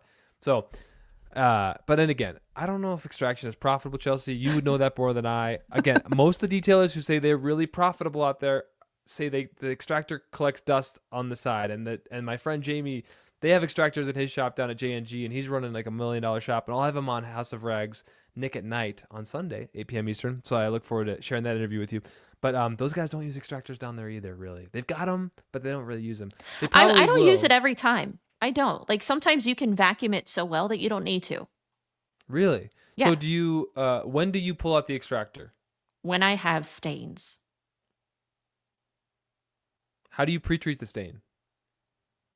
I spray with Rocket Revive It or whatever the chemical, agitate, let it sit for like 30 seconds. Sometimes to see if it moves first, to know if it's a stain or just soil or like for me, well, yeah. And I mean, for me, I know Ivan and what was it? Reggie. Christy had Reggie from Labo Cosmetica on, and he was talking about the German technique. I want to think it's a German technique, but time, temperature, like chemical, and there was another one. There was like 4 steps that if you let one of those factors sit longer than the other, like you can adjust those. So like when you're spraying a chemical, maybe if it's a higher pH, you don't have to let it sit as long, but if it's a lower pH, give it more time to dwell, or you can add heat to it to have more cleaning effectiveness. Ivan even would know this. He taught it to me when he was here. Sure. Because he was critiquing my door jam technique, because I sprayed Dark Fury, which is like a pH of 14, and then I immediately rinsed it. He's like, you could let that chemical sit longer and you don't have to work as hard. And I'm like, it's 14. It's working really good. Yeah.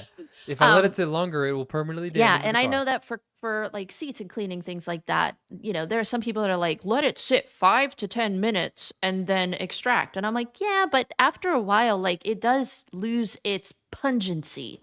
Like I find personally, I might spray, agitate, let it sit for a little, respray, because that fresh foam that when you agitate and have like fresh liquid, that foam lifts the dirt to the surface and you get a better clean versus letting it sit, agitate, and then walking away.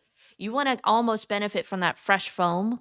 Yeah, you want it still to be. Yeah, so you don't want to just like walk away from it and be like, oh, we're going to let it dwell a half an hour. No, you're not going to get as clean of a result. So sometimes I don't let it dwell. I just spray, agitate. I want to see, and I say this a lot in my videos, I want to see the level of clean during my agitation step that I'm going to get at the end. Like if I don't see the spot or the stain lifting during the agitating step, I know I either need to spray again and agitate or change my chemical, because it's not, or it's set. Yeah. So yeah. But anyways, let's talk a little bit. I know we totally. How long are these podcasts, we always Chelsea? just go. This is an hour and 13 minutes, but I don't know how long you want to go. I don't know how long you make them. I thought they were about an hour, but let's rock and roll. They go till they go, or until I feel like we don't have anything to discuss. That's why you have the best podcast on Thor Media Network. Here we go. You lie. It's you. We know it. I will be happy to be your second, though. Like, you are kicking it when it comes to this podcast. You know who's really kicking it? Ivan gets all the views. But we know that about Ivan. That's why we love Ivan. Jamie always does dummy viral whenever Ivan. You just get Ivan on a short talking about something, and it's like, that's the thing. Is like, I knew I had the gift. I knew I had the golden egg or the golden goose or whatever. Like, I knew who I was partnering up with. I'm like, I think because we had done some videos together at Hawk Pro, and they always did really well. And I was like, I did, because that's the thing. You're carrying your channel, Chelsea. I found it was just exhausting to carry the channel and to keep making a new video about detailing cars, because it was like, sometimes I was like, what am I going to talk about today? And I knew I always had ideas because I always had cars coming in, and that's the gift that keeps on giving as a detailer, is you just have work to do. So you just do videos about the work you're doing, and you bring the products in and you test them.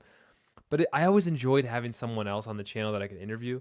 And so anyway, I appreciated Ivan for that, because I knew I had a good thing going, and the chemistry and the views on the Hawk Pro videos did so well. So we just hit 100 live. That's cool. We can't stop now. I feel like we should do a giveaway. I don't have anything to give away, but cheers. Right. What should we give away? Ooh, 10% off House of Rags. Code A2D10. Save 10% off. And you can get DIY detail products for 10% off. So it's a great deal. Let's see. Okay. Other than a DIY detail product, what's one of your favorite products at the House of Rags? And maybe we'll do a giveaway of that. And don't make it C6 Hydrolite, because I can't afford that. Oh no, I'm not letting you do a giveaway. I'll do a giveaway. Let's make Eddie do that. What does the Eddie House of Rags do have? That anymore. I probably haven't tried. Have you tried the Young products? Are you kidding me, Nick? They have everything. I'm trying to look. They got Apex, Armor, Auto Fiber, BioBombs, CarPro. We need to get you out of the DIY bubble, because they got a ton of amazing stuff. Have you tried any of Labo Cosmetica stuff? I have not really tried Labo Cosmetica. What's one of your favorite products we should do a giveaway? To be honest with you, like, I'll be very honest with you. Ivan does the bulk of our R&D. Like that, It's like I've said it before. I'm like, Ivan is enough of a detailer for like 10 people, right? So it's like, I have the heart, I have the background, I know how to do it, I love it, I'm passionate about it. I've got the I bring a lot to the table. I'm a great member of our squad, but like, this is just like, Ivan all day long is in the weeds with all the R&D. So I have not tried a lot. It's been a minute since I've been like trying all the new products. Like Labo I will Cosmetica. say this. So, do you miss that about doing Hawk? Do you miss that about Hawk Pro, like trying out new products? Like, do you get tired of using DIY after a while? No, I actually love DIY. I will tell you, as a company man and as a human. You passed the test. No, DIY products are freaking great, because I tested it myself the other day when I came back from Omaha. I brought back this 2015 Jeep Wrangler, so I'm like excited about cleaning my car again, and I was just like, just cleaning my car. I'm like, these products are freaking amazing. They do everything you could ever want. And it was just like a reminder of what we're doing is good work here. It's like, we're helping people get these great results. My car looked great. I felt great. It was easy. Like, no, I love our products. But do I miss like trying all the products and having a YouTube channel? But yes, there's just not enough time in the day. Like, you got to make the main thing the main thing. So if you notice, like, Ivan's not really doing Detailers Business Academy. I'm not really doing Hawk Pro. Like, we're just focused on DIY. But I do miss trying all the products. I play around with them from time to time. So I've been on a buying rampage. You have? I have. I've been a good YouTube influencer, but a bad business owner. I bought like, no. The 3 waxes from Katiba. You bought 3 waxes? Katiba. Okay. I think it's Katiba. I bought a couple products from Mile Deep. I'm going to be reviewing those soon. Was very impressed with them, actually. I bought a bunch of Yum Car that I'm excited to try out. I bought a bunch of Labo Cosmetica. I'm going to have Reggie on in a couple of weeks. And so I was like, I got to have like at least my hands on the products to know what I'm talking about. Tried a few Clean Tool products. I'll be honest, Detail Co. They just keep pulling me back. Like, I love all of these international brands. They're new because this is where I was asking about, do you get tired of the DIY? Because I love trying out new products. I get bored with the same ones day in and day out. Can I tell you what I've tried and that I really love? Because this is no BS. I'm not like, is the Diva towel. Because we are selling them on our website because the drying blanket is out of stock.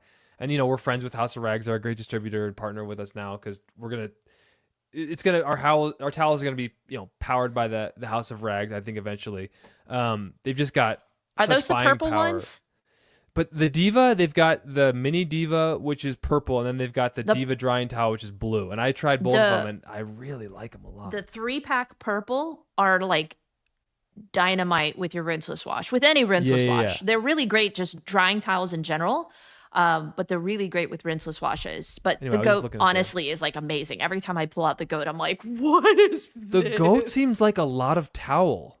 It is a lot of towel, but you could drive like a huge truck with one towel, and it's not so big that you're like dropping it on the ground. I hate big towels. Like Ian sent me like the blanket one. Like I was blown away. It's a very expensive towel. I've never once used it because if you get that big, I mean, it's bigger than me, guys. I'm almost 6 feet tall, and it covered me from head to toe and was wide. We actually use it in the truck when the kids have soccer games and they're covered with like rain on rain games. I'm like, just put it on the back of the truck. It works great. But realistically, it's not meant to do a car with, because if I had that much water, I'd be exhausted dragging it on the ground. I like a smaller towel. Like your gray ones are actually the perfect size. Ivan loves those. They're so amazing. Actually, I don't know if we've said this publicly, so a little breaking news here. But the drying blanket, we're going to keep the XL version, I believe. But we're going to release in those sizes like mini drying blankets, because obviously Ivan's the father of rinseless wash, and it's nice to have because you're not using as much. You don't have as much moisture to like contend with on the car when you're doing rinseless. The smaller rinseless towels are nice, so we're gonna have the drying blanket XL, and then we're gonna have like the little, I don't know what we're gonna call them, the minis. I'm just a baby. So yeah. Little baby towel. No, I do like the smaller towels. I think people need to just get more of those. Like not these ones are a little too small, but the purple Diva ones I think are like the perfect size. But all right, so if we're still at 100 plus, should we do it like a We're at 102. No, okay. Someone said to do a coating from Labo Cosmetica. I don't know if I want to do HPC 2.0, but I will be reviewing it soon. But what is like a product you've tried? Because, there's so many good products out now. What is a product you've tried from House of Rags? Let's keep it in the family here. That you tried and you were like, dang, like I'm really glad I bought a new product. Like this actually wowed me. Because I think it's hard to get wowed. What is Soft wash. You know what? And that's maybe what I'll do. So I'll do their pH neutral, their soft wash. I can't remember the official name of it. And their lightning detailer. That is Detail Co. Soft Wash? Yeah, I think it's their pH neutral car wash. Smells amazing. Fantastic lubrication. Cleans really well. Cleans, like, for being pH neutral, I cleaned a filthy white minivan, and it did a fantastic job. Really? So maybe we'll do a giveaway with Detail Co. Soft Wash and their lightning detailer, so you could wash and dry your vehicle. And maybe I'll just throw in a pack of the Diva towels.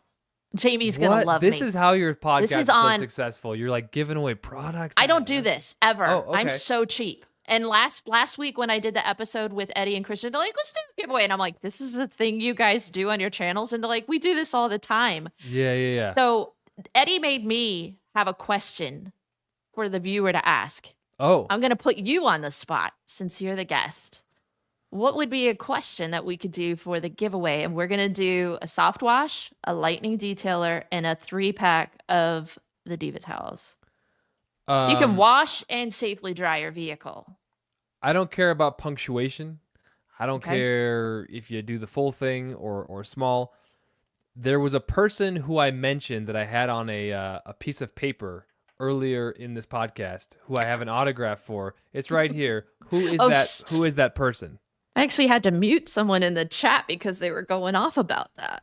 Oh, were they? Is that why they didn't like me? There was a big hater on it. Okay. I was like, usually people don't hate on me like that hard. All right. I think it was because we went politics for literally a second. Dude, Corey said JFK. That's funny. Oh, I think Paul got it. Yep, you're right. Jamie the Cleaner says, what is this Detail Co. you speak of? Yeah, that's Detail Co. from the House of Rags. You can save 10% using code A2D10 at Thor. But no, I believe Paul, man, thanks, Paul. RFK Jr. got it. So here's that's the why deal. he was hating on me. I was like, why is he so mad? Okay. I don't need Jamie to and go to Eddie, I'm therapy. not expecting you to pay for this. So, Paul, email Jamie, and Jamie, whatever he orders, send me the bill, and I will pay for that. I don't do that often, guys. So Do you want me to? Should I this foot is half? special. Do We're you like not at want my? 111. This is like one of the best. Is Nick, this you one of the should feel best? really special. This is one of the most amount of views live I've had on any podcast. And it's I for get you, like not Ivan. 40. It's for you. I get like 40 at Nick and I. Although Keeve last week was fire, dude. Keeve was like 100 plus. Was he? Keeve is the people's champ. I hope Keeve's still on the chat. If you're not Keeve, you got stuff to do. You got videos to make.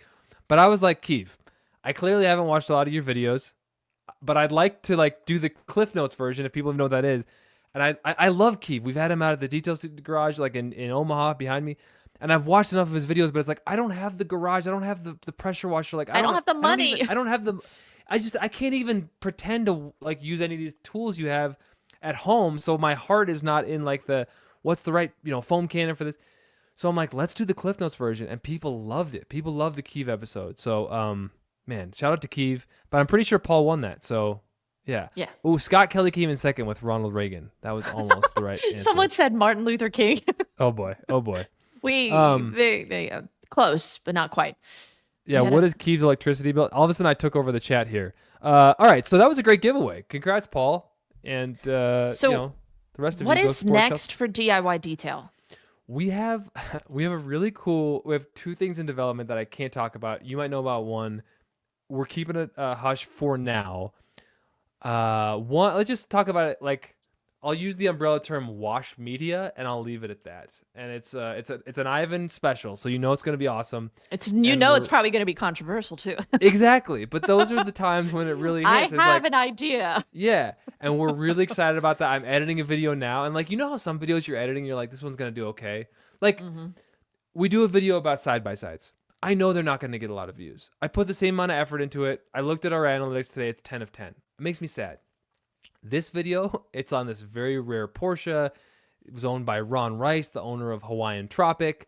Like the Porsche is like hundreds of thousands of dollars. It's like this beautiful car, and we're using it on and I'm like, and the thumbnail's good. And I'm like, this is gonna be a good. Like when you just like you're feeling the flow, and you can tell the thumbnail's good. Anyway, so we DA got on a stick. That's what it is, Steve. You totally a DA on a stick. Yeah. No. Pristine Auto Labs has more abrasive app. You have to ask Ivan about that. That's an interesting question. I think app, it does what it does very well. But again, as Remedy Oddities says, Ivan specials. Like he's always coming up with something. Okay, okay. I haven't already said it. Okay. If you had a dream product that you guys haven't developed yet, what would it be? If like even formulas weren't even an issue, money wasn't an issue, proprietary patents, all that thing wasn't an issue, what would it be? Honestly, like if somehow the chemistry just worked, a cleaner you wouldn't have to extract that clean cloth and upholstery, as well as like a pre-spray, agitation, hot water extraction, air blower. Like if I could get an end cap cleaner that gave me the results that I know hot water extraction could give me, I know it's not going to happen, because there's just something to be said for like getting those, soils lifted from the fiber and then literally pulling them out and sucking them out and neutralizing the pH. But if there was a way to do that without all of the moisture, that would be amazing. Because, the mom at home, the DIYer, like technically our market is anyone with a car, DIY detail, do it yourself. If we could give them a solution to clean their interior, our exterior products are flawless, right? Well, it's dude, if you did the interior and it could be used in the home, the sky's the limit with what you guys can do. Scrub and it goes away every time. That's like fantasy world, right? But that would be amazing for me. There's a product. This is a weird story. So one of my children, when they were smaller, had a accident in the bedroom. It happens. Peed on the carpet. I could not get that stain or that smell out for the life of me. Even like, and as much as I know carpets and have like enzymatic cleaners and extractors, I could not. Every time I would clean it, it would dry. I'd put my nose to it. I'm like, oh, it's still there. The nose test. Even had the carpets professionally steam cleaned, and it worked for like 2 weeks. They sprayed, whatever magical elixir on it. They're like, yeah, this will do the trick. 2 weeks later, I put my nose to it. Smell or the stain? Smell. Okay, because there's a whole urine system that I got into with a $500 tool that I clipped to my extractor that I stepped on with urine stain remover and then urine. Anyway, there's So chemicals for that. I spent like $400 having the carpets professionally steam cleaned. Still didn't work. 2 weeks later, put the nose to it. I'm like, oh. I found this product called, don't make fun of the name of it. It's called My Pet Peed. Okay. Best urine odor remover I've ever freaking used. Saturate it. Don't even touch it. Walk away. 12 hours later, smell was gone. I'm looking at it right now. Dude, it's amazing. So then pet urine and I pet get rid of it. Wow. A week later, she throws up on the carpet. And I'm like, are you kidding me? That stuff worked as well. What? So like, yeah, it worked on the smell for vomit on carpet. And I mean, it went deep and it was in there it was bad. But like what you were saying, a chemical that you could spray. So something like that could neutralize odors, maybe treat stains. Because I've even seen some pet, spot removers that you spray and walk away and it takes the stain away. So someone has to have that science out there. I'm sure there's great products out there, and we could work with our team of chemists to make your guy do that. To do it. There's a product that Ivan has had as a dream since we started a few years ago that I've been in conversations with our chemist on, and I won't say anything more than that. But if it ever comes out, it's a combination of a couple things, and if it works as one, it'll take the industry by storm. I'll put it that way. Is it something that we should be on the lookout soon, or is it something that is just a dream? It's actually in the works. No, I think knowing Ivan, it'll come to fruition one of these days. Ivan, you can chat in the comments if you'd like about it. I think you know what I'm talking about. Spill the tea. We'll leave it there for now. Oh, okay. Ramon Sanchez says you can rinseless wipes. You can wipe anything on the go. Oh, don't do that. Don't do that. PNS has their wipes, right? I don't know. Is it gimmicky? Do the people like the wipes? I mean, Armor has them. No, wipes are cringe. Are they? They're like because there's no. I mean, I don't know. I think when we think of wipes, we think of Armor All, and we're Ivan says that dream product is 6 to 8 months out. So there you go. Woo! Okay. Woo! Ivan, I'm going to be messaging you. But no, I mean, I don't know. Wipes, I think, have their place, but they dry up. There's not much lubrication. It's a thin, and normally for it to not dry up, don't you have to have like special like solvents and Wait, shout out to the chat. Who uses dude wipes? Because I got on those dude wipes. My I don't husband use toilet does. paper anymore. Who wants that scratchy toilet paper and it leaves little like white? I'm just saying, dude wipes have changed my life, and that's TMI. But that's the wipe that I reached for many times. And tonight's sponsor is Scott Kelly, my man. He's a dude wiper. No, he doesn't use it that way. He uses it like the body wipes. Just get a bidet. Yeah, just get a bidet. Oh, the body wipes don't do it. I still got the BO under that. I don't know if that's when you're me. camping and you don't have flowing water, the dude wipes are the way to go. Wait, J Farm says don't flush them. No, don't flush them. Any plumber, no, you're not supposed to flush those. Any plumber would tell you don't ever flush a wipe, even if it tells you it's flushable. Oh, that's the number one issue that they have with clogged toilets. My husband does HVAC, but he knows a lot of plumbers, and he's like, don't ever use those. But just throw them away. Why do they say that? Is that just marketing? They say it's totally marketing. They don't. They get clogged. That's what you're going to end up paying $300 to have a plumber come out and snake your dude wipes are a septic company's best friend. Yeah, exactly. All right. Well, the more you know, the worse. Are you in the choir? I help lead worship at my church. I could tell. I like to sing, and I every time Eddie sings, I want to sing with him. But yeah, I get a couple people every now and then that are like, you need to sing more in videos, but then they take away my monetization. So it's a love-hate. I've tried to do a little bit more though. Here's the question about the wipes. If you're using them after number 2, why would I am I putting those in the garbage can? What am I doing with these if I'm not flushing them? You're burning them. Putting them in the compost pile. Then we put that in the backyard. I mean, if you're going all natural and crunchy and you're not giving your kids candy or junk food, I mean, just compost. Well, the thing I can't believe our chat went there. We're talking about Nick. We're at 90 minutes. I never thought that we would be talking about number 2s on this show. Timothy's a drummer and keys player on here. We got some musicians on here. There's a cross section between lawn mowing and detailing. I found out talking to Keith last week. I mean, I don't know what it is about people who like to mow lawns and detail, but it's very satisfying either way. Are we focused? I feel like I'm losing focus here. I am losing focus. Okay. I do enjoy watching lawns being mowed on YouTube. Those are actually the videos that I watch because they're satisfying to me. And so I find that's why I edit a lot of my videos to do time lapse, because I'm like, just get to the good part.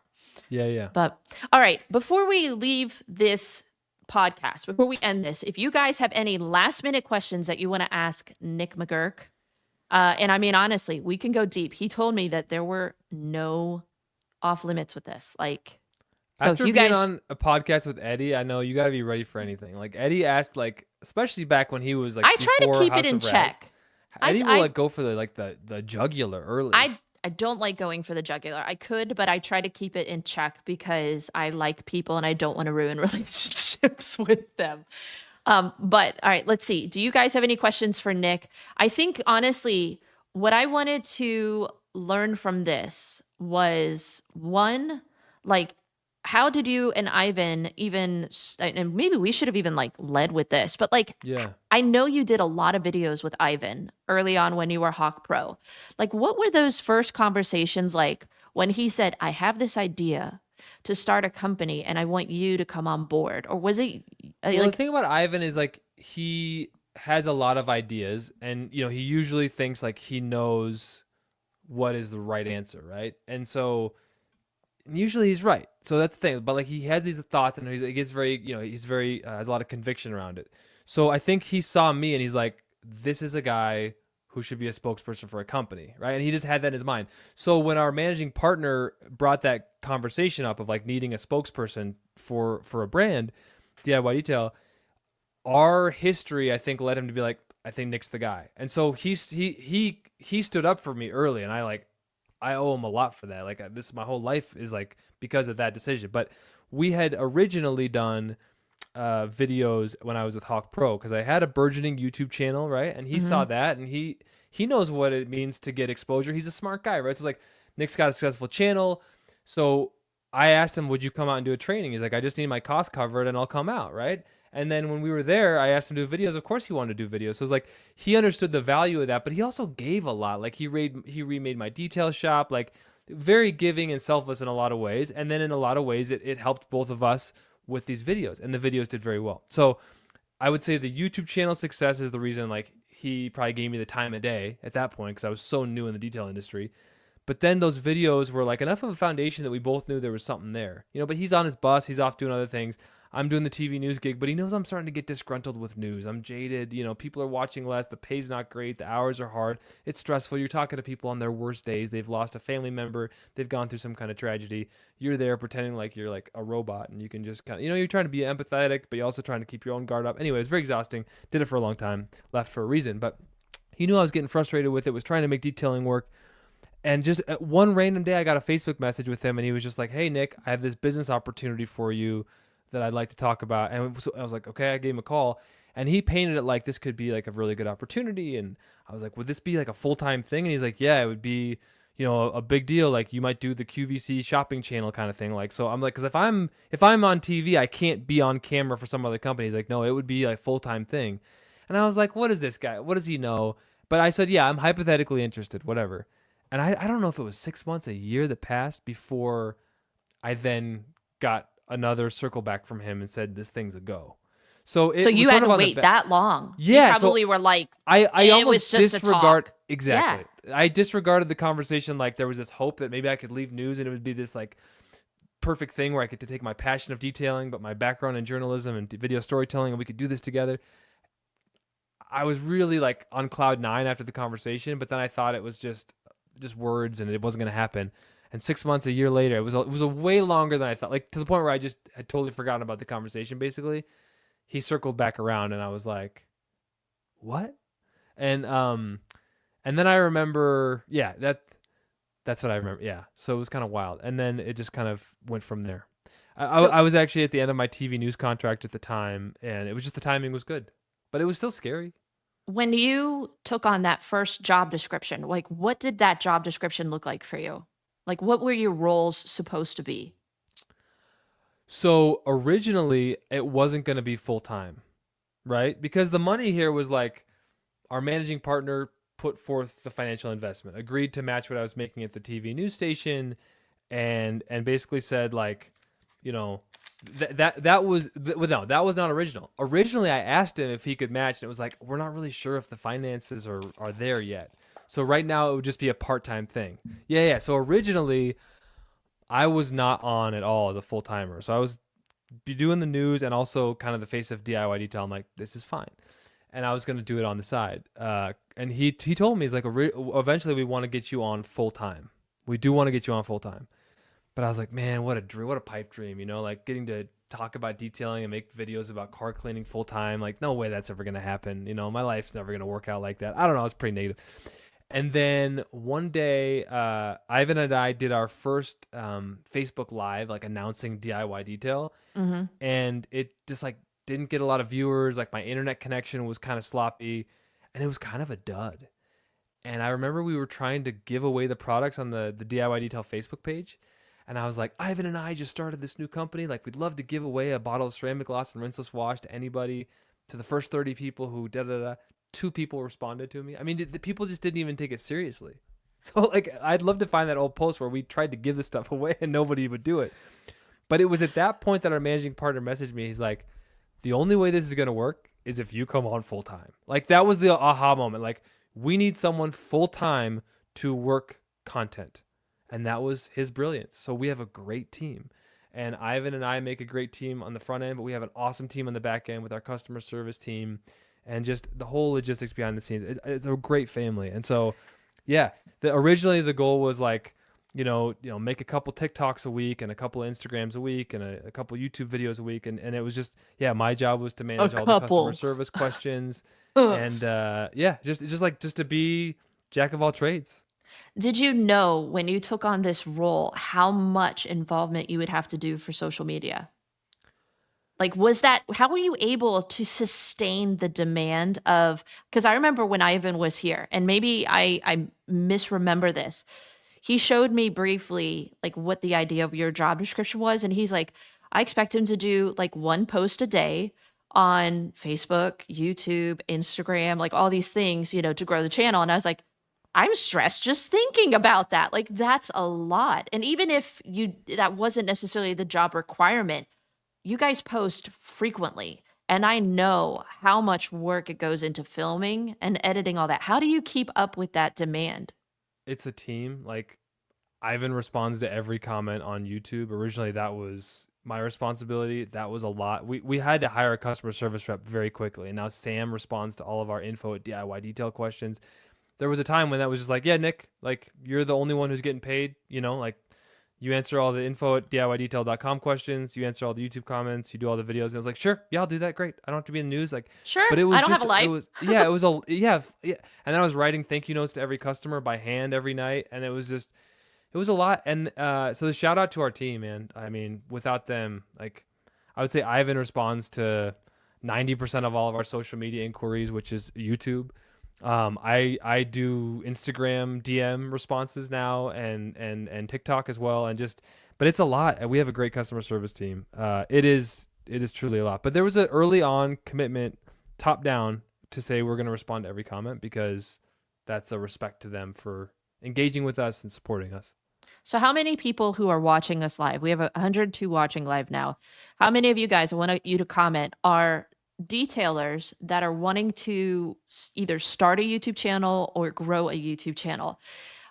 Give us a thumbs up. And I want you guys to ask your questions about social media, because I feel like you guys have been able to tap into the algorithm. And we all want to know what the secret is, because it's so freaking frustrating to, like, someone will tell you, oh, do this and you'll have success, or do this and you'll have success. And I try that and nothing really takes, or I might get a couple views, but not really anything. I feel like you guys have figured out the key to success on YouTube. Can you share it? Make videos people want to watch. Focus on education. Frequency. What are we talking frequency? I mean, we put out a short form video every day, and we schedule our YouTube long forms at the same time every week. And Ivan's the one who's like, we're doing a premiere. And so like, he's been great. Like, we're going to foster this grassroots community and we're going to help people. And so 3 times a week, they have access to Ivan in the chat, right? 4 times a week now. We do Monday videos that Sylvie edits from Ivan on his road tour. So yeah, it is exhausting. It's a full-time thing. It's not just like sitting around and making a video about car cleaning and it's like, this is fun. It's not hard, but it's like, it's a full-time, it's fun. But make no mistake, like Ivan takes this as seriously as Michael Jordan, took it. Like you see these things about Michael Jordan after a long game, a loss, a win. His trainer would be like, "What time you want to get up? 4 or 5 for the gym tomorrow?" And he'd just give him a number, and the trainer would walk away, and Michael would be in the gym at that time. That's how seriously Ivan takes this stuff. So it's not just like, "Hey, I'm a detailer in my driveway." Not you, but like I just want to start a YouTube channel. I am in my driveway. Like exactly. But it's like that's how seriously we take it. So as fun as it is. It's taken as seriously as Ivan talks about entrepreneurship and he wants to turn detailers into entrepreneurs. Like that's why early on when we were talking about extractors, it was like, there's the part of me, my heart says extract the carpet. And then my mind says be profitable so that you can spend more time with your kids and like, whatever. So it's a dance, but Ivan is very regimented with scheduling out videos and being ahead of time and responding to every comment. And that's the kind of the yin yang relationship that I need. I'll be honest, though, that consistency is probably healthy for a work relationship because then you know what's expected of you. You know what day and what time to show up instead of like, hey, it's Tuesday, let's put out a video, or I didn't get around to editing. That's how it was at the beginning. Well, and I mean, you're going to have those growing pains anytime you're growing a new business. But what days do you guys post your long format? So Mondays, we post Ivan on the road, his road tours, his detailing tutorials, whatever Ivan's up to, Ivan and Sylvie, and she does all the work. She's the real detailer, as Ivan will say. Wednesday, we do a long form. Wednesday, we do a long form at 4 p.m. Eastern time. And we're always doing a live premiere there. And then on Friday, we do a podcast at 4 p.m. Eastern on our YouTube channel that we do a live premiere for. And then Sunday, 1 p.m. Eastern as well. Keeve is saying that I'm throwing off his editing so he gets less sleep tonight. I'm so sorry, Keeve. But I'm honored. Podcast, Chelsea. I'm honored. This is the longest podcast. Your contacts are drying out. You're like... Someone said Trump did like a podcast on like Joe Rogan or something and didn't take a sip of water. 3 hours. So I'm like, I'm just like sipping. I'm like, I'm being a baby. Ivan's like that. Ivan doesn't need his water, dude. He will work from 7 in the morning to midnight. He'll drink water though. He's human. He drinks Coke Zero. Okay, we're gonna answer these questions that you guys have submitted. And then we're gonna end it. All right. So let's fly through these real quick if we can. Nick, what is one product that you absolutely wanted to work but did not? Everything that's come out is I guess the interior, which we do have an interior cleaner coming, but I guess my carpet cleaner has just been on the back burner. But we're gonna have something that's gonna work well. As Ivan mentioned in the chat. So we do have an interior product. So perhaps it will come to fruition after all. Okay. Steve Pearson, I have a technical question. I've heard all surfactants are polymers. Truth or myth? I'd like Ivan to chime in on that one. Maybe he probably already did in the chat because he's already there like answering everyone's questions. Usually I'm the one who has like I know how to talk about the stuff and I could be the spokesperson for the brand, but when it comes to the deep dive on all the chemistry, I truly defer to Ivan. That's his passion. So Ivan, chime on in, sir. We'll try to see that. All right, we're gonna keep moving. Where is this detailing company he speaks of? Where's you guys' headquarters? We're in Omaha. So our managing is partner that where you live? Based in Omaha, Nebraska. I live in Utah. Ivan lives in Quebec, but mostly on the LaCroix Cruiser, his bus. Is it called LaCroix Cruiser anymore? I think so. Yeah. But he lives out of his bus. So we're kind of all over, but we travel to Omaha, Nebraska about 3 times a year. And we batch film our videos in the garage you see behind me. So like all of those videos, if you do one long form content a week, how many do you film when you meet like 1 of 3 times within a year? Are you like spending like 2 weeks straight? We tried to film like 6 long form videos a day last time we were there. How do you do that? How does your brain not turn to mush? I don't know. I have a sinus infection that is like in my teeth that's been going on for 2 months. So I don't know if that helped it, but because we were just working a lot. I don't know. It does turn to mush, but I'm like, we're all here to work, Again, it's taking what we love as seriously as the like professional sports athletes you see on TV. And that's what Ivan has been really good for me on, is like, be as disciplined about this as that, and things will happen. And they have. So it's not a joke. Like, we work really hard. Like we like when we're in Omaha together, it's all day we're recording, but it's fun. The videos are fun to record, but yeah, they're long. And I don't think most people care that they're long. They're like, oh yeah, poor Nick. Chelsea, as a content creator, you understand filming 6 long form because Ivan doesn't just do like, Dude, I do one and my brain is like, it's not just like, let's clean a door and call it a day and make an 8-minute video. It's like, Ivan makes sure we clean the entire vehicle the right way. We don't miss spots. So we're doing like 6 details in a day, really. So it's the whole thing. But yeah, it's a lot. It's a lot. Thank God for Sylvie to move the camera and help with those shots, I'm sure. No, she's great. For sure. So, Nick, if DIY to Wear closed its doors tomorrow, what would you do? Well, that's a really good question, Robert, because when we started, I was like, no plan B. I'm like, there is no plan B. I don't have something on the side that I'm ready to jump to if this fails. Because I think that if you view it that way, you always are going to think, okay, what would I do if this failed? But really, it was like a no plan B. I'm all in. Yeah. That's a good partner to have, though. Yeah, I don't think I would want to go back into journalism. Like, my heart's not really in it. Could you go back to the grueling detailing day in and day out, though? I love cleaning cars. I just don't even. I don't. Would you want to own a business again? I like being part of a team, Chelsea. Yeah. Like, you're wearing all the hats. It's exhausting, isn't it? I mean, I don't have a shop, so it's a different. It's just you? It's a different hat. If your family had to rely on your income only. Oh, that would be totally different. Thankfully, my husband, like, we are a team. You know, there are some seasons I have to pull more weight than him, like when he's slow. And I mean, this winter, our slow seasons coincided, so it was a little stressful. Yeah. You know, but I'm starting to pick up I'm booked out the next 3-4 weeks, thankfully. So, you know, it can be a lot. I don't know how some guys are the breadwinner only. I'm thankful that I have a teammate, but I don't know if I would want a shop, the responsibility of rent and insurance and all of that. Like, I just have a mortgage to pay. That I can handle. I mean, I don't know about you, but I just love this industry. So I don't know. Maybe I would like reach out to Eddie and Jamie at the House of Rags and be like, Hire hey, me. do you guys need like a content guy? Like, because Eddie's only 2 hours from me in Pocatello. Okay. So maybe I would do that. Like, I don't think I'd want to leave the industry. I don't think I would want to go back into journalism. Really, like, I saw Ivan's comment. What do you say? My plan B is a coffin. Like, I wouldn't say it in those kind of terms, but basically, like, this is it. I'm DIY detail or bust. And if I have to pick up the pieces if something happened, I don't know what I would do, because this has been everything. You know, like we've put everything into this, and it's been cool to see. I am trying to wrap this podcast up, and the questions are still coming. All right, I had started a couple that we're just going to go through them. Dude, hold on. I just interrupted. Ivan's energies of 18-year-olds training us 9 to 5 without sitting once. Dude, you only people who have met Ivan in person.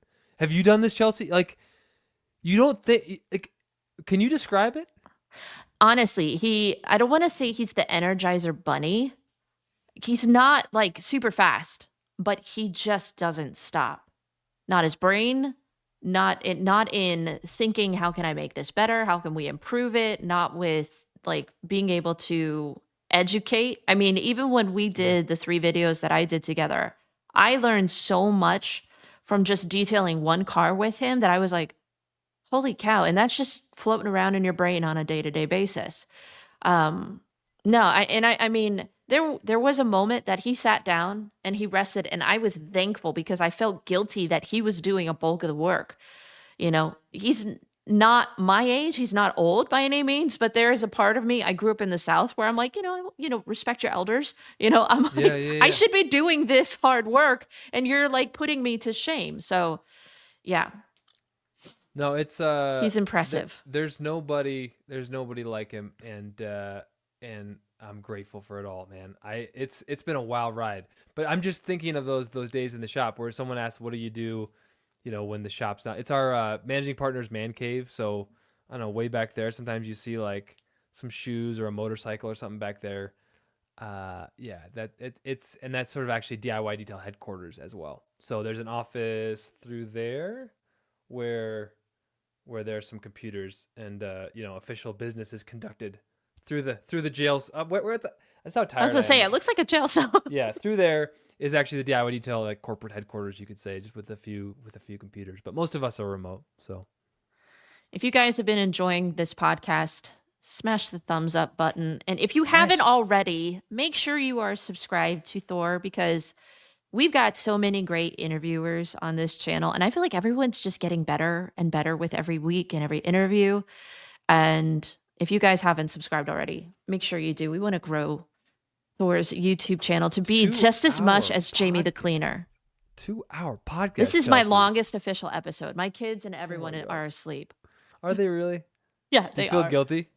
A little. Yeah. But they learned to release me on Wednesday nights. Like they used to stand at the glass and be like, when are you coming to tuck me in? And I would feel so guilty. And now I'm just like, hey guys, I love you. Good night. I'll come in and kiss you. Like I'll see you in the morning. So and it's cool for them to see that too. As long as they know that like they're loved, they're seeing their mom be a boss, like do boss stuff, out here in these streets doing a podcast. Complete turnaround says, Nick, just want to say thanks for the tips, especially the one about smiling before you start to record.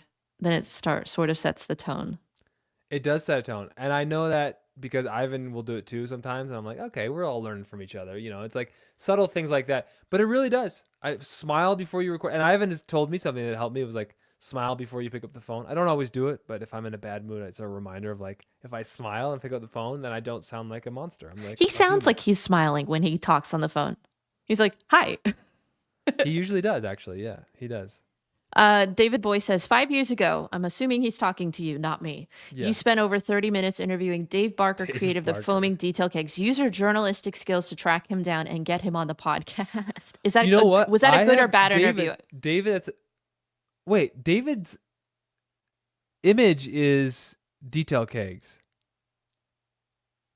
So I'm very curious. Are you the same David?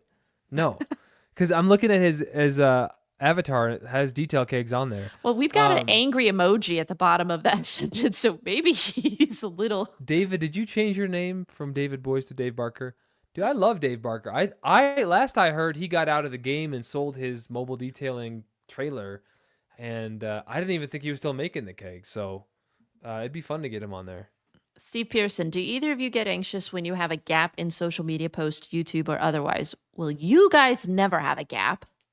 Yeah, we've done the Ivan thing, which is like systematize it and be ahead 2 weeks and have a scheduled post for every. So actually, the structure of it takes away the anxiety. You have a job, you know what it is, and you can execute. You don't have to like feel into it. You just do it.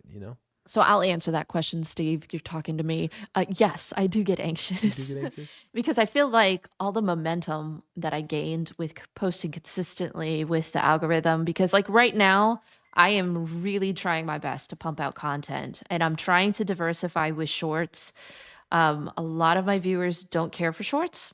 They really like the long form content, but I'm trying to bring in new viewers and they like shorts. So I'm trying to mix it up, a little bit of both to make everyone happy. And does everybody know about you yet in the world? No. Because the discovery is going to come more often from those shorts. That's what I'm saying. I know that. And that's why I'm trying to do more shorts. But I'm also trying to do like at least one long form content a week if I can.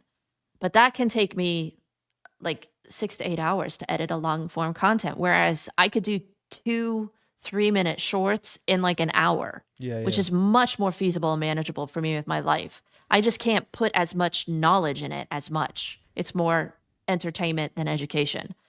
But Steve, I think I would definitely, I used to stress about big gaps. If there was family events, health issues, holidays, that I would just take a hiatus.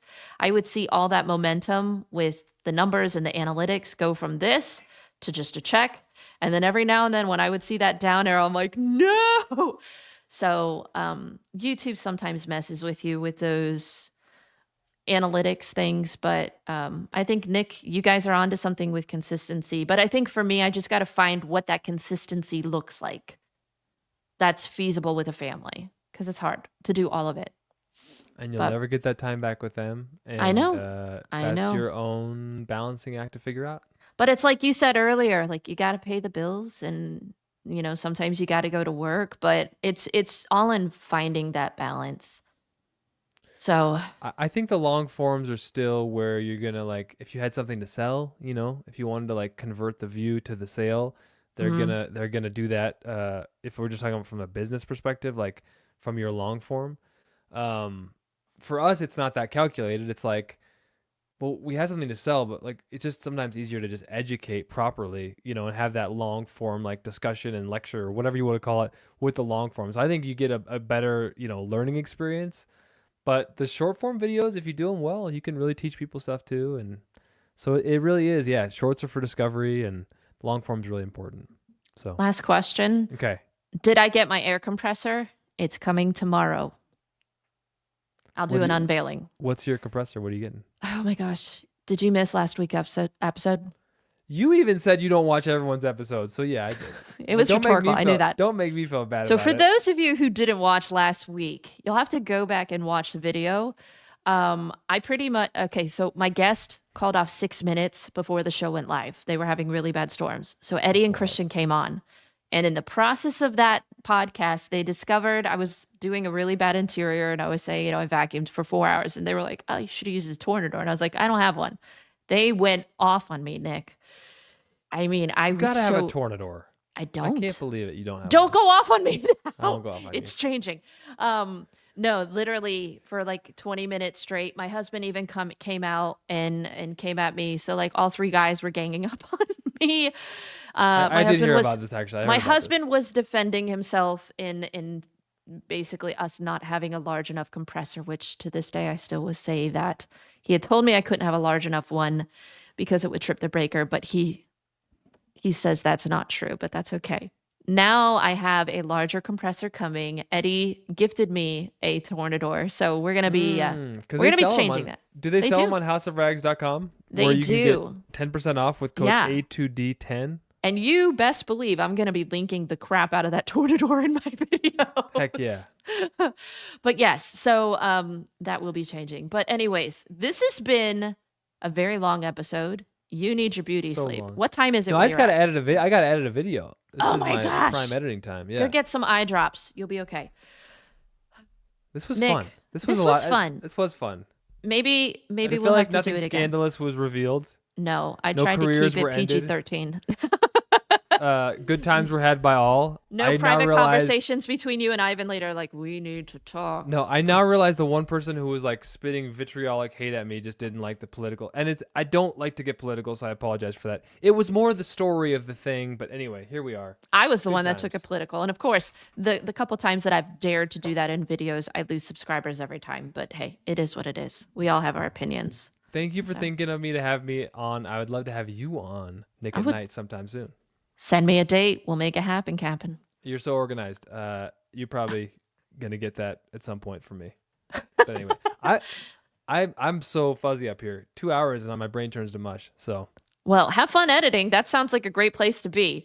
But thank you guys for watching. This has been the longest official podcast episode on Behind the Details. I don't even remember my own podcast name. I'm like, Jamie the Cleaner, will you just pay for her giveaway? All right. No, it's fine. It's charge totally DIY for that. Just send me an invoice. Y'all need to stop. I can pay my own Ivan bills. Invoice. Everyone's sending me free stuff. Do you have people like gifting you money in videos and stuff? No, we actually turned off super chats for our YouTube channel. Yeah, because we're a corporate channel. It's like I get it. We want people to keep their hard-earned money and then support the individual creators like you. YouTube takes their cut of the super chats anyway, but like for individual creators who are slaving over it and doing everything themselves, we want our viewers to like support people like you. We don't need the super chats. We just appreciate if you That's watch awesome. Our videos. And I'd love to say I don't have that turned off or I have it turned off, but no. I didn't expect anyone to ever do it. I have some people that do it every episode, and I'm just like, that's so cool. What? That's so cool. Someone gave money one time to my son, and he was like, that's totally mine. I'm like, yes, it's totally yours. But anyways, This has been like one big old rabbit trail, and I've loved every single second of it. Nick, you're a fantastic guy, and thank you so much for taking the time out of your busy schedule to come on to share with us a little bit of your story, and just to talk detailing. It was a blast. So hopefully you guys have enjoyed it.